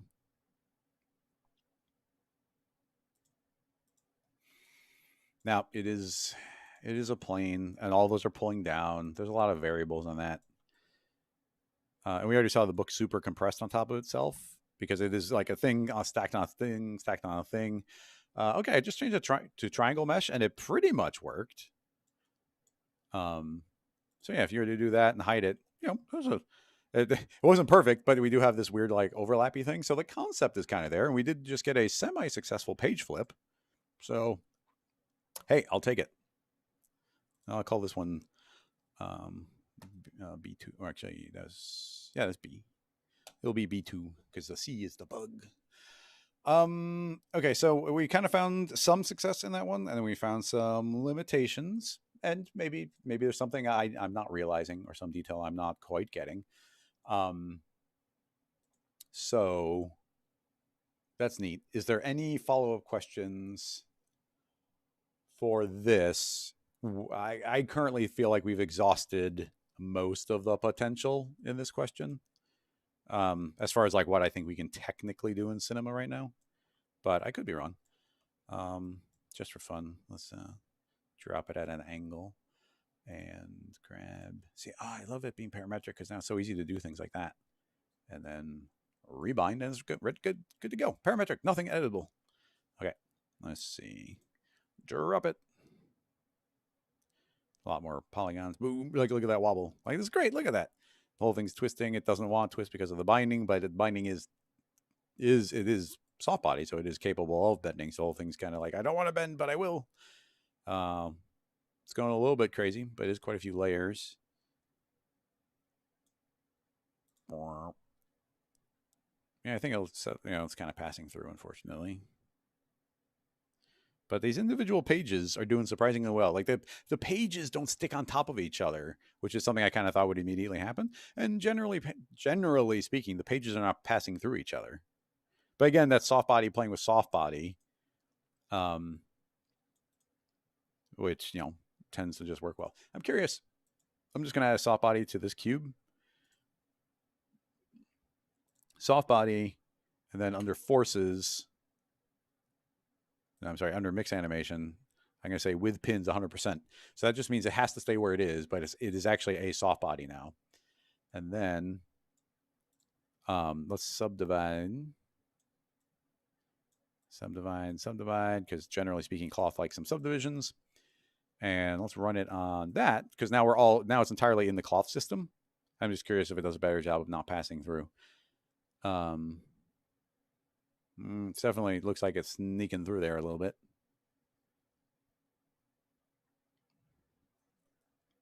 Is it better? Is it worse? You decide. I'd say not better, maybe not worse, but some details working pretty well. So something to keep in mind. I think we got closer to a fully simulated book than we ever had before. So baby steps. Baby steps.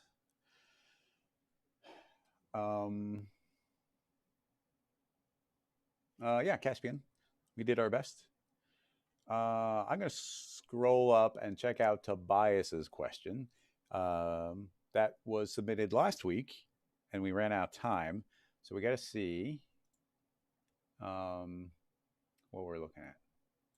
All right, I'm going to full screen, and I'm going to swap.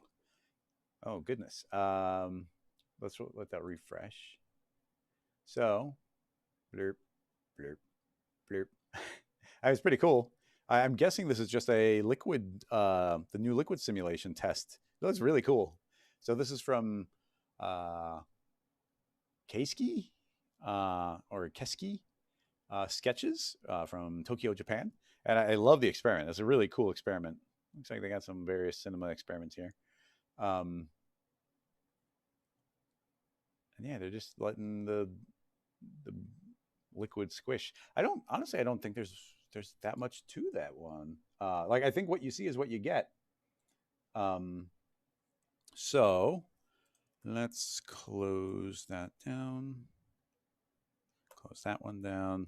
This one was interesting, but limited. Okay, so I don't want to just mimic exactly what we were seeing there. Well, not, I'm trying to think anyway, it wouldn't be essentially identical.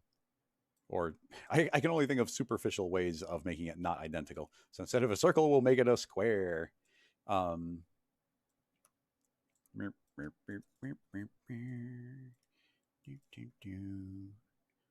we do that. There was all that nice extra geometry as far as the shape. Let's make ours a little. Actually, let's do that. Do that. Put that into a cloner. 2, 2, 1. Scoot that back. Okay, that's one of our squishers. It might need some I don't know if the particles would need more subdivisions or not. Maybe, maybe not. This all essentially becomes one shape, but only this front needs to be a collider. I imagine that rigid bodies are just liquid ready. This goes into a null. That can be, I guess I have to operate independently. So we can scoot that back whatever amount. Why is it, I guess it's, oh, okay, that was just that amount. So we'll say minus 100. And I'm feeling inclined to use a field driver here.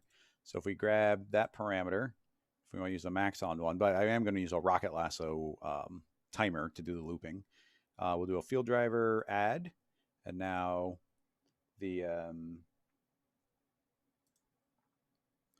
min will be 0, max will be that, and then that will be driven by some fields. The field will be a Rocket Lasso plugin from our field driver called Rocket Timer.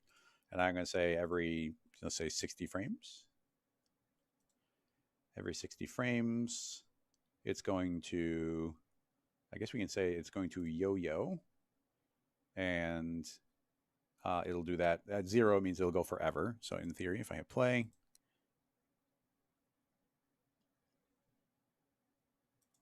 oh, that's interesting. Oh, I mean, that is a rigid body. Maybe that should have been a collider. I was like, why is it taking so long to initialize? This should be instant simulation. Collider. Now it's instant. Okay, cool. So now we got this timer. It's oscillating. I'm going to click on my handy dandy ease in, ease out. And now we got merp and merp. It's currently taking 60 frames to loop. So why don't we type in, I don't know, we can use a lot. Let's just do like 2,000 frames. Squish, squish, squish, squish. And we can retime this however we want. Bonk. That might be kind of fun. Squish. So actually, we'll probably do, it's very small there, something like this. Bonk. And now it waits, and then bonk. Okay, I like the look of that. I dig it. I dig it. Let's make that a little bit bigger. And what's cool here is because it's all field driven, we can just go over here and say, actually, you should never go all the way over. We should take the thickness of that, which is 50-ish, and say minus 25.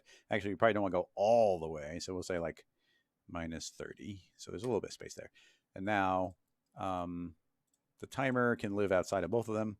I can, it's like, I don't know how instances work with all the new collision stuff. So I might just copy and paste the entire thing. I'm gonna make a null, drop it inside, spin it around 180. And it's driven by the same field driver. So you can see that it's just doing an identical thing and flipping around. Punk. I could potentially do some instant stuff, but I'm fine with that.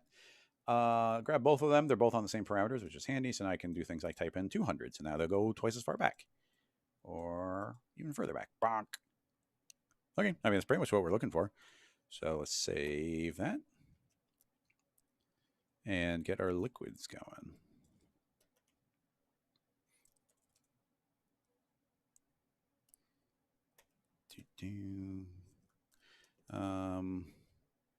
Liquid squishing.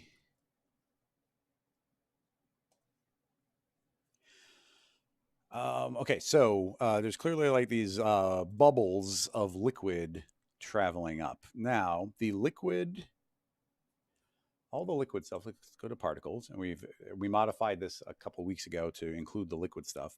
There is the liquid mesher, but I don't think we want the liquid mesher. I think we want a base emitter. We want a base emitter set to, let's do this different too. We're going to set this to a cube. We're going to scale up the cube. We're going to scoot that down. And we're in a live stream, so we don't want to take too long. So I'll scoot it up a little bit. And this is going to create a cube of them. If I put in geometry, we could have made it more voxely, but it's probably fine that this will be a little bit more organic. We're going to do a pulse. And we're going to do a gap of 60 frames and a duration of 1 frame. And it's going to do a shot of 5,000 particles. Those 5,000 particles are going to have a property of speed of 0 and gravity, Control D, simulation, particles will be upside down or non-existent. Let's get rid of that and say the particles will have a speed. Yeah, that seems cleaner. They will have a speed.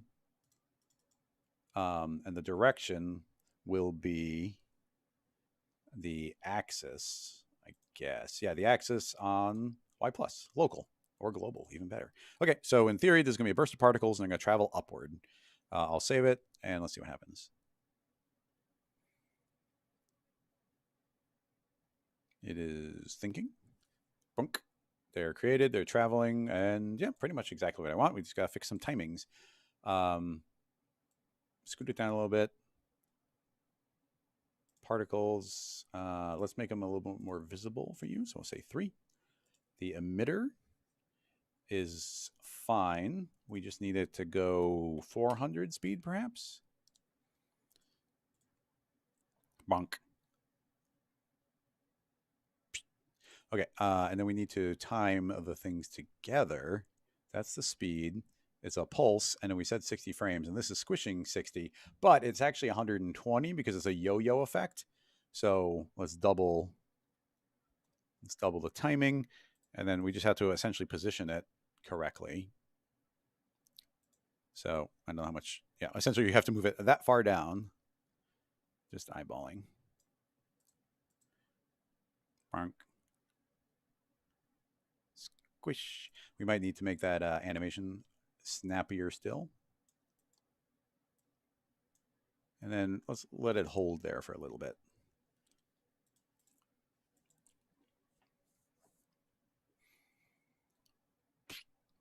Okay, that's pretty much what I'm looking for. And now we again save, and now we apply the liquids, and the liquid mesh automatically applies all the properties. What we learned last week was there is a liquefy, and we can put that in as a property of the particle group, and it's going to give it it is now liquefying, which means it's now assigned these properties of liquidness to it. Now the other, something to keep in mind, the animation was those were spheres, but a sphere is the natural shape that liquids take in 0 gravity. And essentially we are in 0 gravity right now. So I wouldn't be surprised if our cube, the work we just put into making that cube, turns into a sphere as we go. The question is, are they liquids now? Yeah, it seems like they are. They kind of look like they're blobbing around. Yeah, those are definitely coalescing. Density, viscosity, surface tension, interaction mass. Maybe our entire scene is just very large right now. If I make a figure, yeah, I think the entire scene is very large. Not a problem. Make a null. Actually, I'm trying to think of any reason I couldn't just put all this into the null and scale it down. The fields don't scale down with it. It's not too big of a problem. So we'll do that. Now, I don't think we need quite as many particles. We'll do 1,000. Maybe we need more. And then our squishing shape, or this timer, the timing is fine. The distance is way too much now. Everything shrank. I don't know by how much. I should have looked at how much. Let's just make a sphere, or I'll make a cube. Scale it up. So, well, that's how far it is right now. I want them to be about that far apart in the beginning. It's about 150. So minus 150. And if that was correct, then maybe about 15. Ooh, is it raining? It is raining. Okay, let's see what we got. Brink.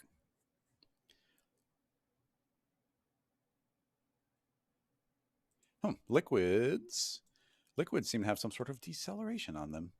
The timing is off, but that's not surprising because we scaled down. Although, no, yeah, the speed did not scale down, which in theory should be half the amount.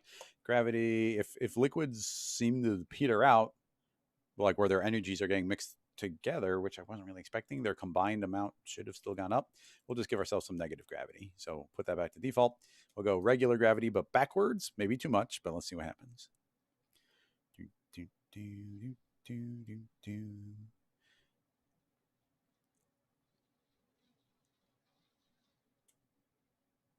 The timings are way off. Like we had everything lined up real nice, but honestly, right now we're trying to make these. Okay, you can see what the liquids are doing. They did sort of coalesce there.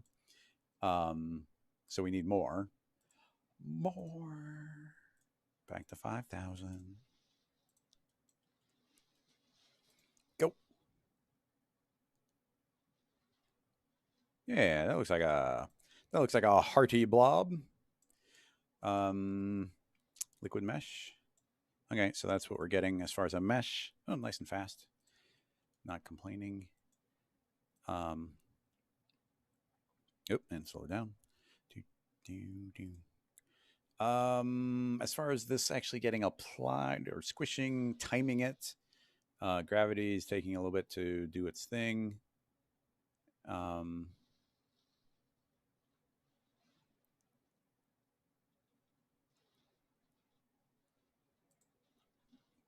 These are still moving, right?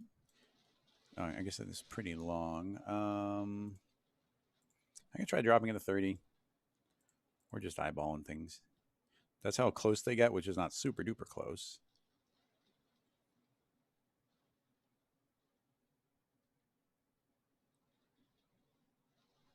Do it. Do it. No, the yo-yo is making it still too long. Let's I'm gonna do a time offset of 30. No, it's already closed.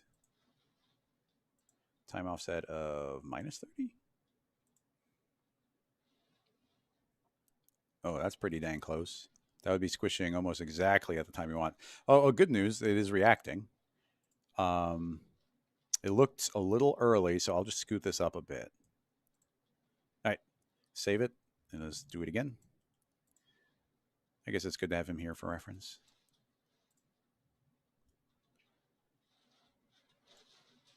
Ooh, the rain's coming down real nice.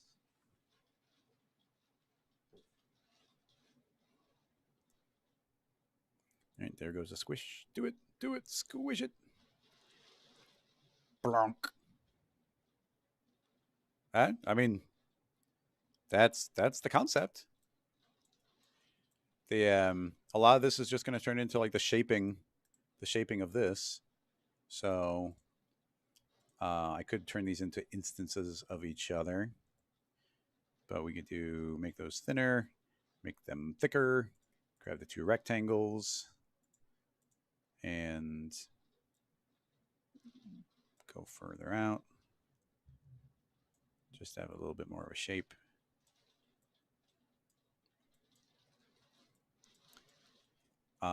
Maybe some rounding would matter. Maybe it wouldn't. Let's see what that does. Blurb. Squish. Oh, there you go. Nice. That's cool. So yeah, at this point, a lot of this is going to turn into playing with the viscosity, making the particle density, the overall scale. I doubled the time, so we need to double or cut in half the pulse. That drops down to 60. Fire! Blurp.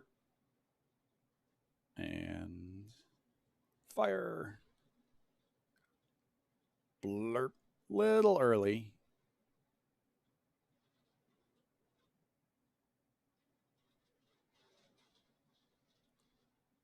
Yeah, just a hair early. So that goes up a little bit more still. Okay, it's running surprisingly well. So I'm going to triple the number of particles, and we might change some of the properties of the liquid sim, or maybe shrink down the radius of the particles. So essentially the whole thing's got increased resolution. Yeah. So by increasing that, you can see that there's just more particles. So now the density is too big and it's exploding. But essentially, I can increase the resolution in theory. Not something I have a lot of experience with, but I think that if we go to the radius and set our radius to like 0.5, does the liquefy contribution constraints damping liquids default radius? Yeah, it's got its own radius there, so maybe that's what we need to change. So I say 1.5, and then put hours back. I don't want to change two numbers at the same time, so we'll put our radius back. Let's just see what that does. Yeah, so more detailed. Oh, a little extra speedy that time. Maybe the first one, I don't know why the first one would be extra fast. Now, we did do triple the particles, half the radius in theory. I keep clicking on the liquid mesh, but I want the liquefy. Traction mass, stickiness, damping. Actually, I did want the liquid mesh. What is the scale of this thing? Blurb. So we're seeing the individual particles. Steps, mode, relative, absolute. Yeah, this is all automatically based off the thing we had. So honestly, that seems fine. Maybe it wants a few extra particles. 25, not quite double. But if we do enough of them, they're going to be flying apart. No, seems about right. And then I think maybe we want some extra like viscosity or something like that. So if I recall, I was kind of trying to keep these two parameters matching. I don't know that they have to, but we are getting good results when we kept the viscosity and surface tension similar. So yeah, you see we had a couple of stragglers that didn't hold on, but the rest of the block has blobbed into itself very nicely. A little speedy there. Blurb. Oh yeah, but like with the increased resolution, that looked way better. Gravity's fine. It's accelerating everything. I might drop gravity to like half the positive amount because it does still have the initial speed as well. We just don't want it losing speed. Whee! Squish! Real close. It's important to leave that gap in there.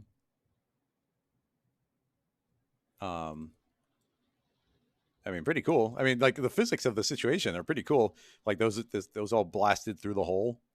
This ring getting splattered in all directions from like what we just fed it. Let's try increasing the viscosity even more. Excuse me. Let's go overboard. I'm going to do 5 and 5, which is probably way too much. But yeah, go too far and then pull back. I mean, they blobbed into each other real nice. Squish. Okay, it's so viscous it doesn't want to let go. Brr. Yeah, it's more like Jello or slime. So anyway, well, that gives me a ballpark where I'll, do like less than half that amount. So hopefully it does want to congeal, but it's a little more free to squish and explode. Yeah, I mean, we could put multiple shapes and multiple collisions, but I think this is a fairly a clever but fairly straightforward implementation or a test of the new liquids, and it's great because these are designed to be MoGraphy type liquids. So, um, we could continue with this being any shape we want. We could pulse these out twice as often, and we haven't let it go. But let's see what happens when a second ring comes out, and this one starts leaving right away.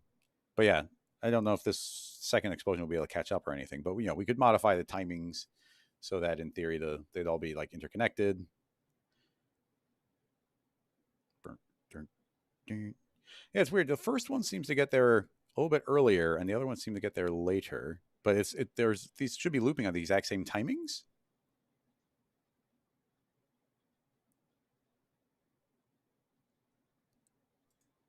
I would have thought.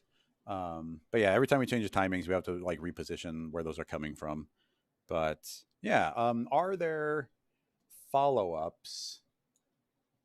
Do we have any follow ups to this? We got about 10 minutes left. Mm-mm-mm-mm.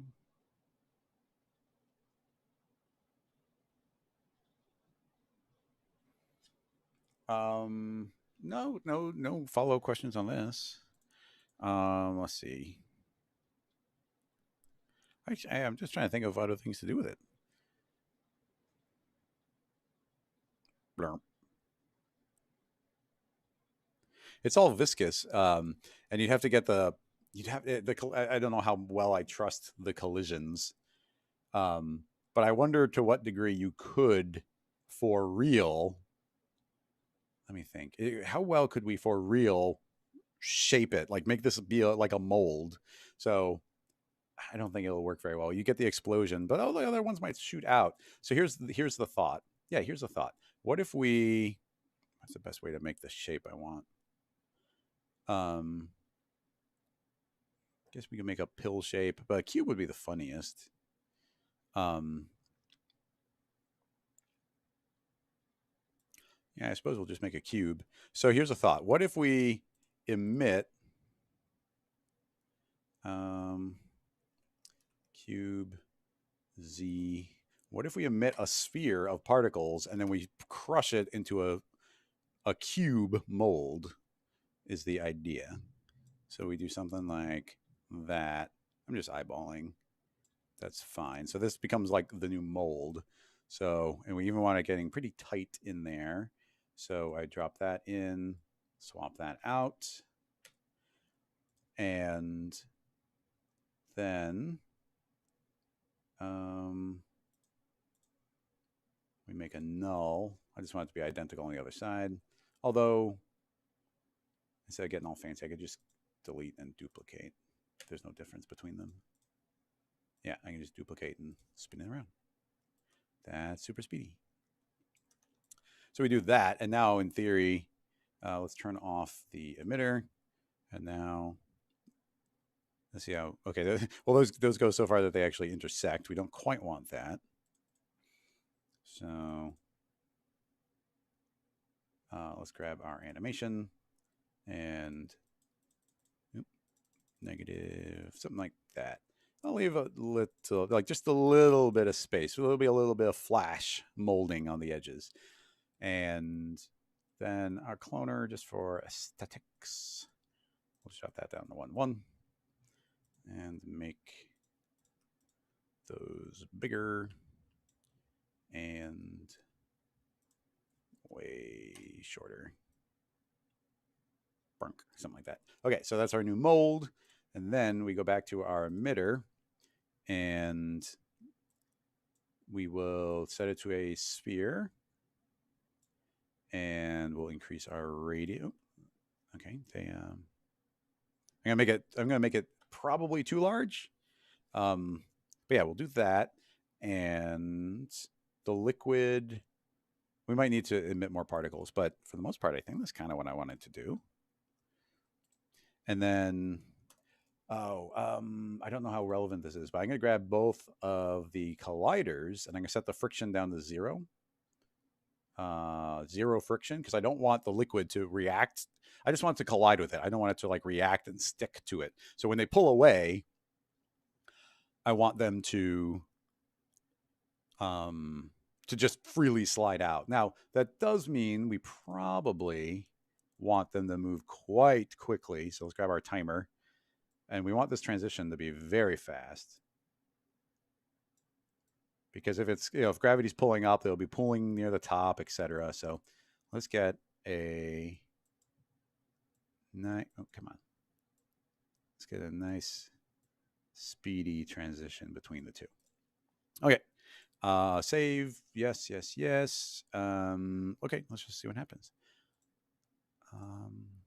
Go. Bonk. Bonk. Okay, cool. Where is our particles? Pulse, blurp, blurp, blurp. The only thing I changed was sphere. Did I turn off something else relevant?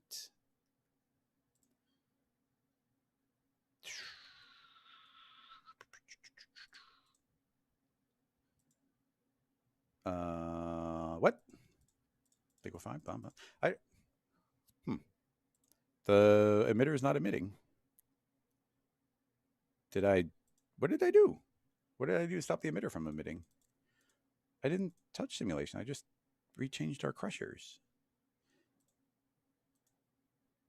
Pulse, duration. Yes, yes, yes. Distribution. Liquid mesh.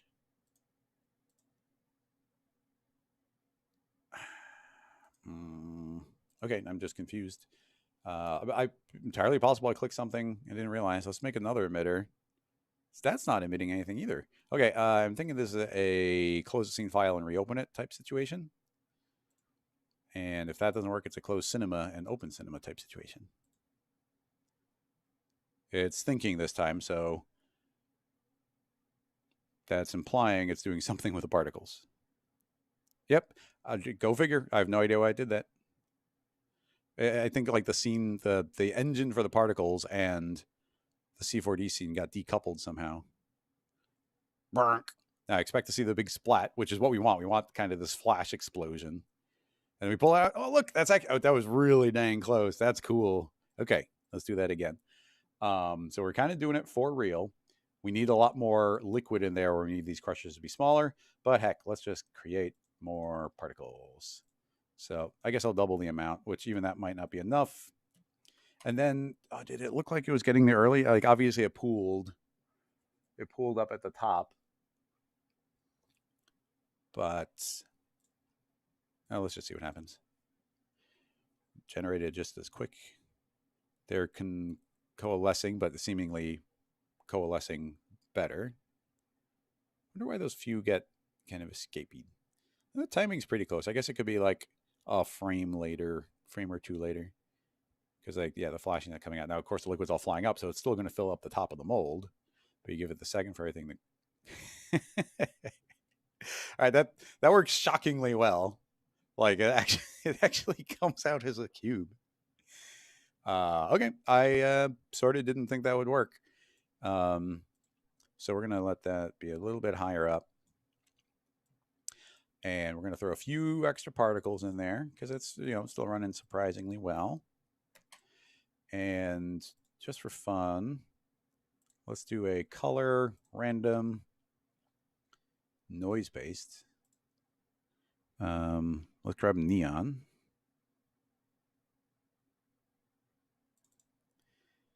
And the noise scale, I don't know what the noise scale is going to be, although I will double my nuts. Blurp. That's interesting. Okay, yeah, that's fine. Okay, the noise is way too teeny. Let's go in here and say noise. I'll set a 0 on there. Brunk. Yeah, I'll work with that. And then the liquid distribution, collision, interaction, mass, friction, stickiness, density. Maybe density needs to be higher. I'm not sure why some of these. Well, I'm not sure why some are escaping. I'll just increase the number a little bit. I don't want to be crazy. Yeah, I'm kind of curious about those escapees. Actually, it did feel like there's less. Maybe that density is the variable for that. That's cool. Almost looks like a soap bubble. Scoot up a little bit, so blurp. Just a little bit of room. Lovely, colorful explosion.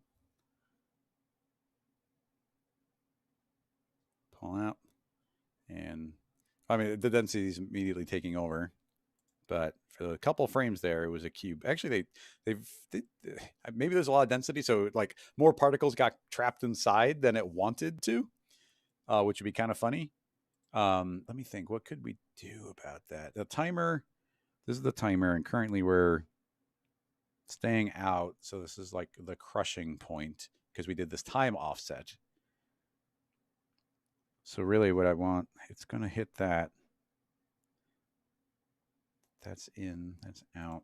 I think I just want to scoot these over. Essentially, I want it to stay crushed for longer, and I might make these be a little extra negative. So essentially, I'm giving a slightly larger gap in between them because essentially, if there's too many particles inside, I want them to have time to leak out. So I don't want them overly compressed because if there's too many particles inside and they feel constrained, they're trying to escape. So as soon as they're given room, they're not just going to drift up. I must have changed some of the timings because it went too early. But let's just wait a second, see what it looks like, because why not?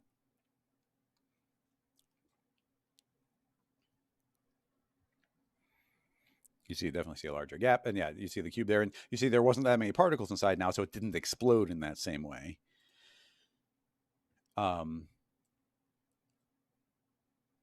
Yeah, now that could also just be a variable of density now. It got there too early. I did shift everything around. So the easiest thing to me is just to scoot this down to try and compensate.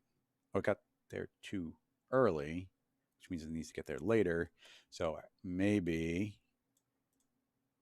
we retime it more. That's saying subtract 30. I'm going to say subtract only 20. So it should happen 10 frames later.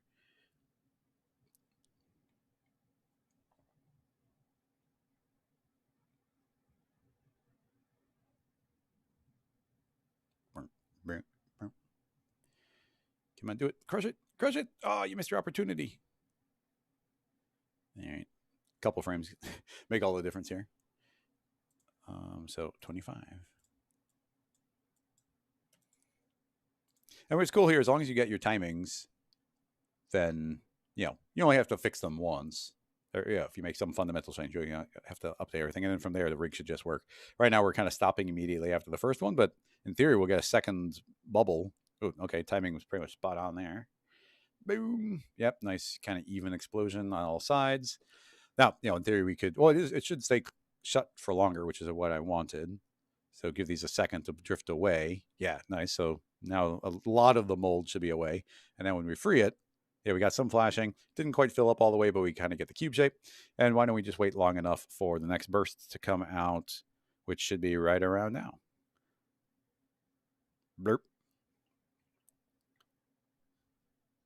Now, I mean, we did force that into being a cube-ish shape, but over time it's going to turn back into a blob again because obviously these are liquid simulations.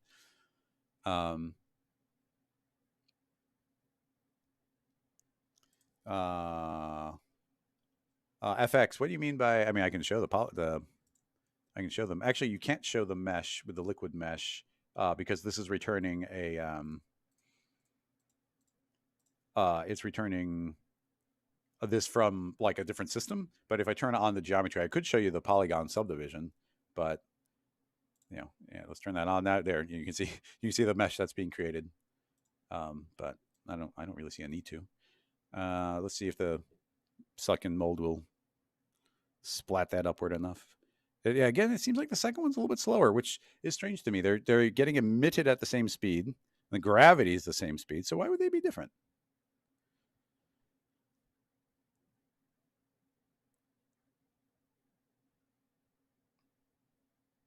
Not sure.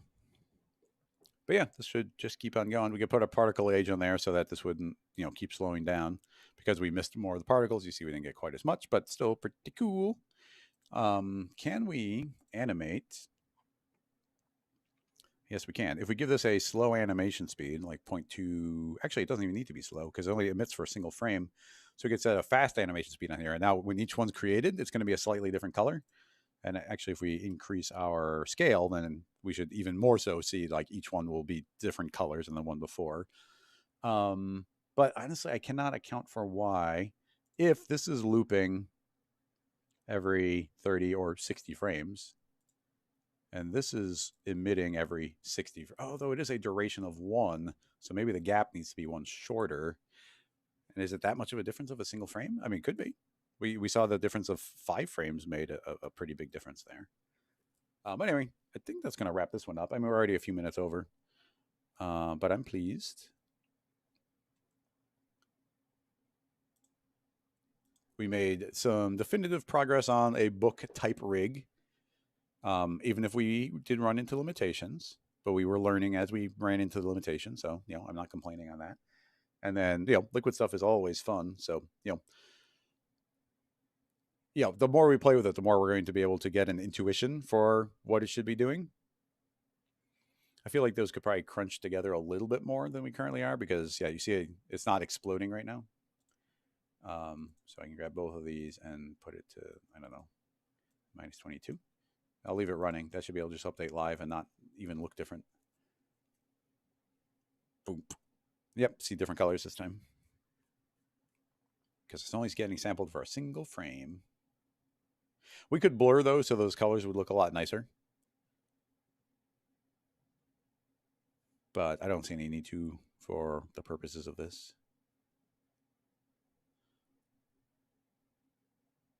Well, I mean, what's cool here is that we're just sort of doing, it's weird, but it's like if there was a floating blob of like molten, well, I guess in this case you could think of it like oil or something, but it's just a floating blob of oil and we squish it in. Like we're not faking this shaping of a cube. It's really doing that, which is pretty cool. Like usually whenever you do this type of stuff, it's a huge fake where it's like, well, you swap out a cube for a sphere and now it's that shape. It's like, no, here we're actually kind of really doing it. Timing was really good on that one. Oh, look at that one. Yeah. So, maybe it would have been a good idea instead to, we could have like a tube that squirts some like liquid metal out and then this would come in. Now, in theory, you could also like modify the properties. This is something that I still haven't like learned how to do, but in theory, you could modify the properties so that they get colder. So the whole thing would want to freeze up a little bit more. So, in theory, this could be doing molds for real, or potentially you could take a shape, dip it down, scrunch it in like a liquid metal, and then actually cool the particles, or like subtract the number to get rid of all the viscosity, etc., and then like pull it out and drop out a kind of rigid shape. Like in theory, that would be possible. We did do the experiment where we tried making something start melting, and I dead ended, but that's just I was missing some property somewhere. So yeah, that's working great. We should have a couple of extra blobs doing their thing here. I'm curious how much they turn into a sphere. Yeah, you can see that they're losing their shape because it is a liquid blob. So just like a blob would be floating in the space shuttle or in the space station rather, and it's going to just turn into a circle. Like this eventually will as well. Different settings. I think extra surface tension would make it turn into a circle a lot faster. And I suppose along those lines, the surface tension is. I guess it wouldn't just be the surface tension. Surface tension, although I did think mathematically speaking, it is surface tension that makes it turn into a sphere, but it's also like the most gravitationally stable shape. So maybe that's not a variable. Just for funsies. Here's the viscosity.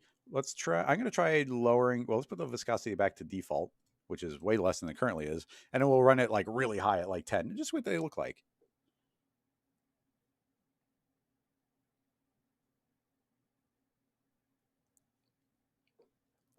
Blurp, blurp, blurp, blurp. Blurp, blurp. And squish. Definitely feels a little more individual particle-y. Yeah, which makes sense. It's less viscous and less surface tension, so it makes perfect sense. So yeah, more of an explosion of individual particles than anything. And they pop out, and we do still have our cube shape to a degree. And now we'll take it to 11, which is probably way too much, but let's just see what happens. Okay. Lots of... Yeah, now do you see how quickly that formed into the sphere shape because of all of that, all of these constraints getting applied? So I wouldn't be surprised if this does a pretty good job of turning it into a cube, but instantly when it comes out of the mold, squish. Let's see. I wouldn't be surprised if that's going to try and burst out, but I wouldn't be surprised if it slows down and starts going back in if there's not enough power. But when it lets go, it's going to be cube shaped, but very quickly start turning circular again. Yeah, you see these are not wanting to drift away. Yeah, that's kind of oozing up. Let's see. Cube. I mean, that was pretty cool. And then we get the cube. And yeah, right away, do you see our sharp edges of the cube went away? So yeah, pretty much exactly what we were expecting. It's fun. It's fun. It's funky. I'll give that a save here. We didn't really change much, but why not? Anyway, I do believe that's going to wrap up this episode of Rocket Lasso Live. Next week, I think next week's a normal week. I'm trying to think of a reason why it wouldn't be. Anyway, a reminder for everybody. Let me pull them up. If you're in Chicago tomorrow, then there's an event that I'm going to be speaking at. Let's click on this button. Nope, that button. So yeah, there's going to be a safe space hosted by Laundry Studio. So Jason Whitmore from Laundry is going to be speaking, and I'm going to be speaking. And then even crazier is we got Half Res launched. So September 12th in Chicago. If you want to get your tickets and come hang out, now is the time to get them because we have early bird tickets. And I will grab the... let me grab the information about Half Res early bird tickets because we're not posting that overly publicly. So only for the next week, we are going to be selling them for 20% off for a limited time. So if you want to grab your tickets and come on to Chicago and visit the event that I helped create and run, then come on over. We got speakers. We got Odd Beast is going to be doing this year's animation, and then EJ is hosting the creative sessions. We got Untitled Army and Casey. Is it? I'm not sure. Goo. I'm not sure how to pronounce her last name. And then Elijah Sheffield is going to be coming in and speaking. So yeah, very excited. We got some really good artists presenting this year. And of course, like parties and games and all sorts of crazy stuff, giant networking event. Like it's really fun. Head on over to halfres.com, watch the video, get a vibe for what we do. But yeah, I think that's going to now wrap this one up. Thank you so much, everybody, for coming and hanging out. As always, head on over to rocketlasso.com, join the community by going to the community tab. If you want to support, you can go and support on Patreon. You get access to all the scene files we were just working on, as well as discounts to all the plugins. But I do believe that's going to wrap this one up. Thank you so much, everybody, and I'll see you next week. Bye-bye.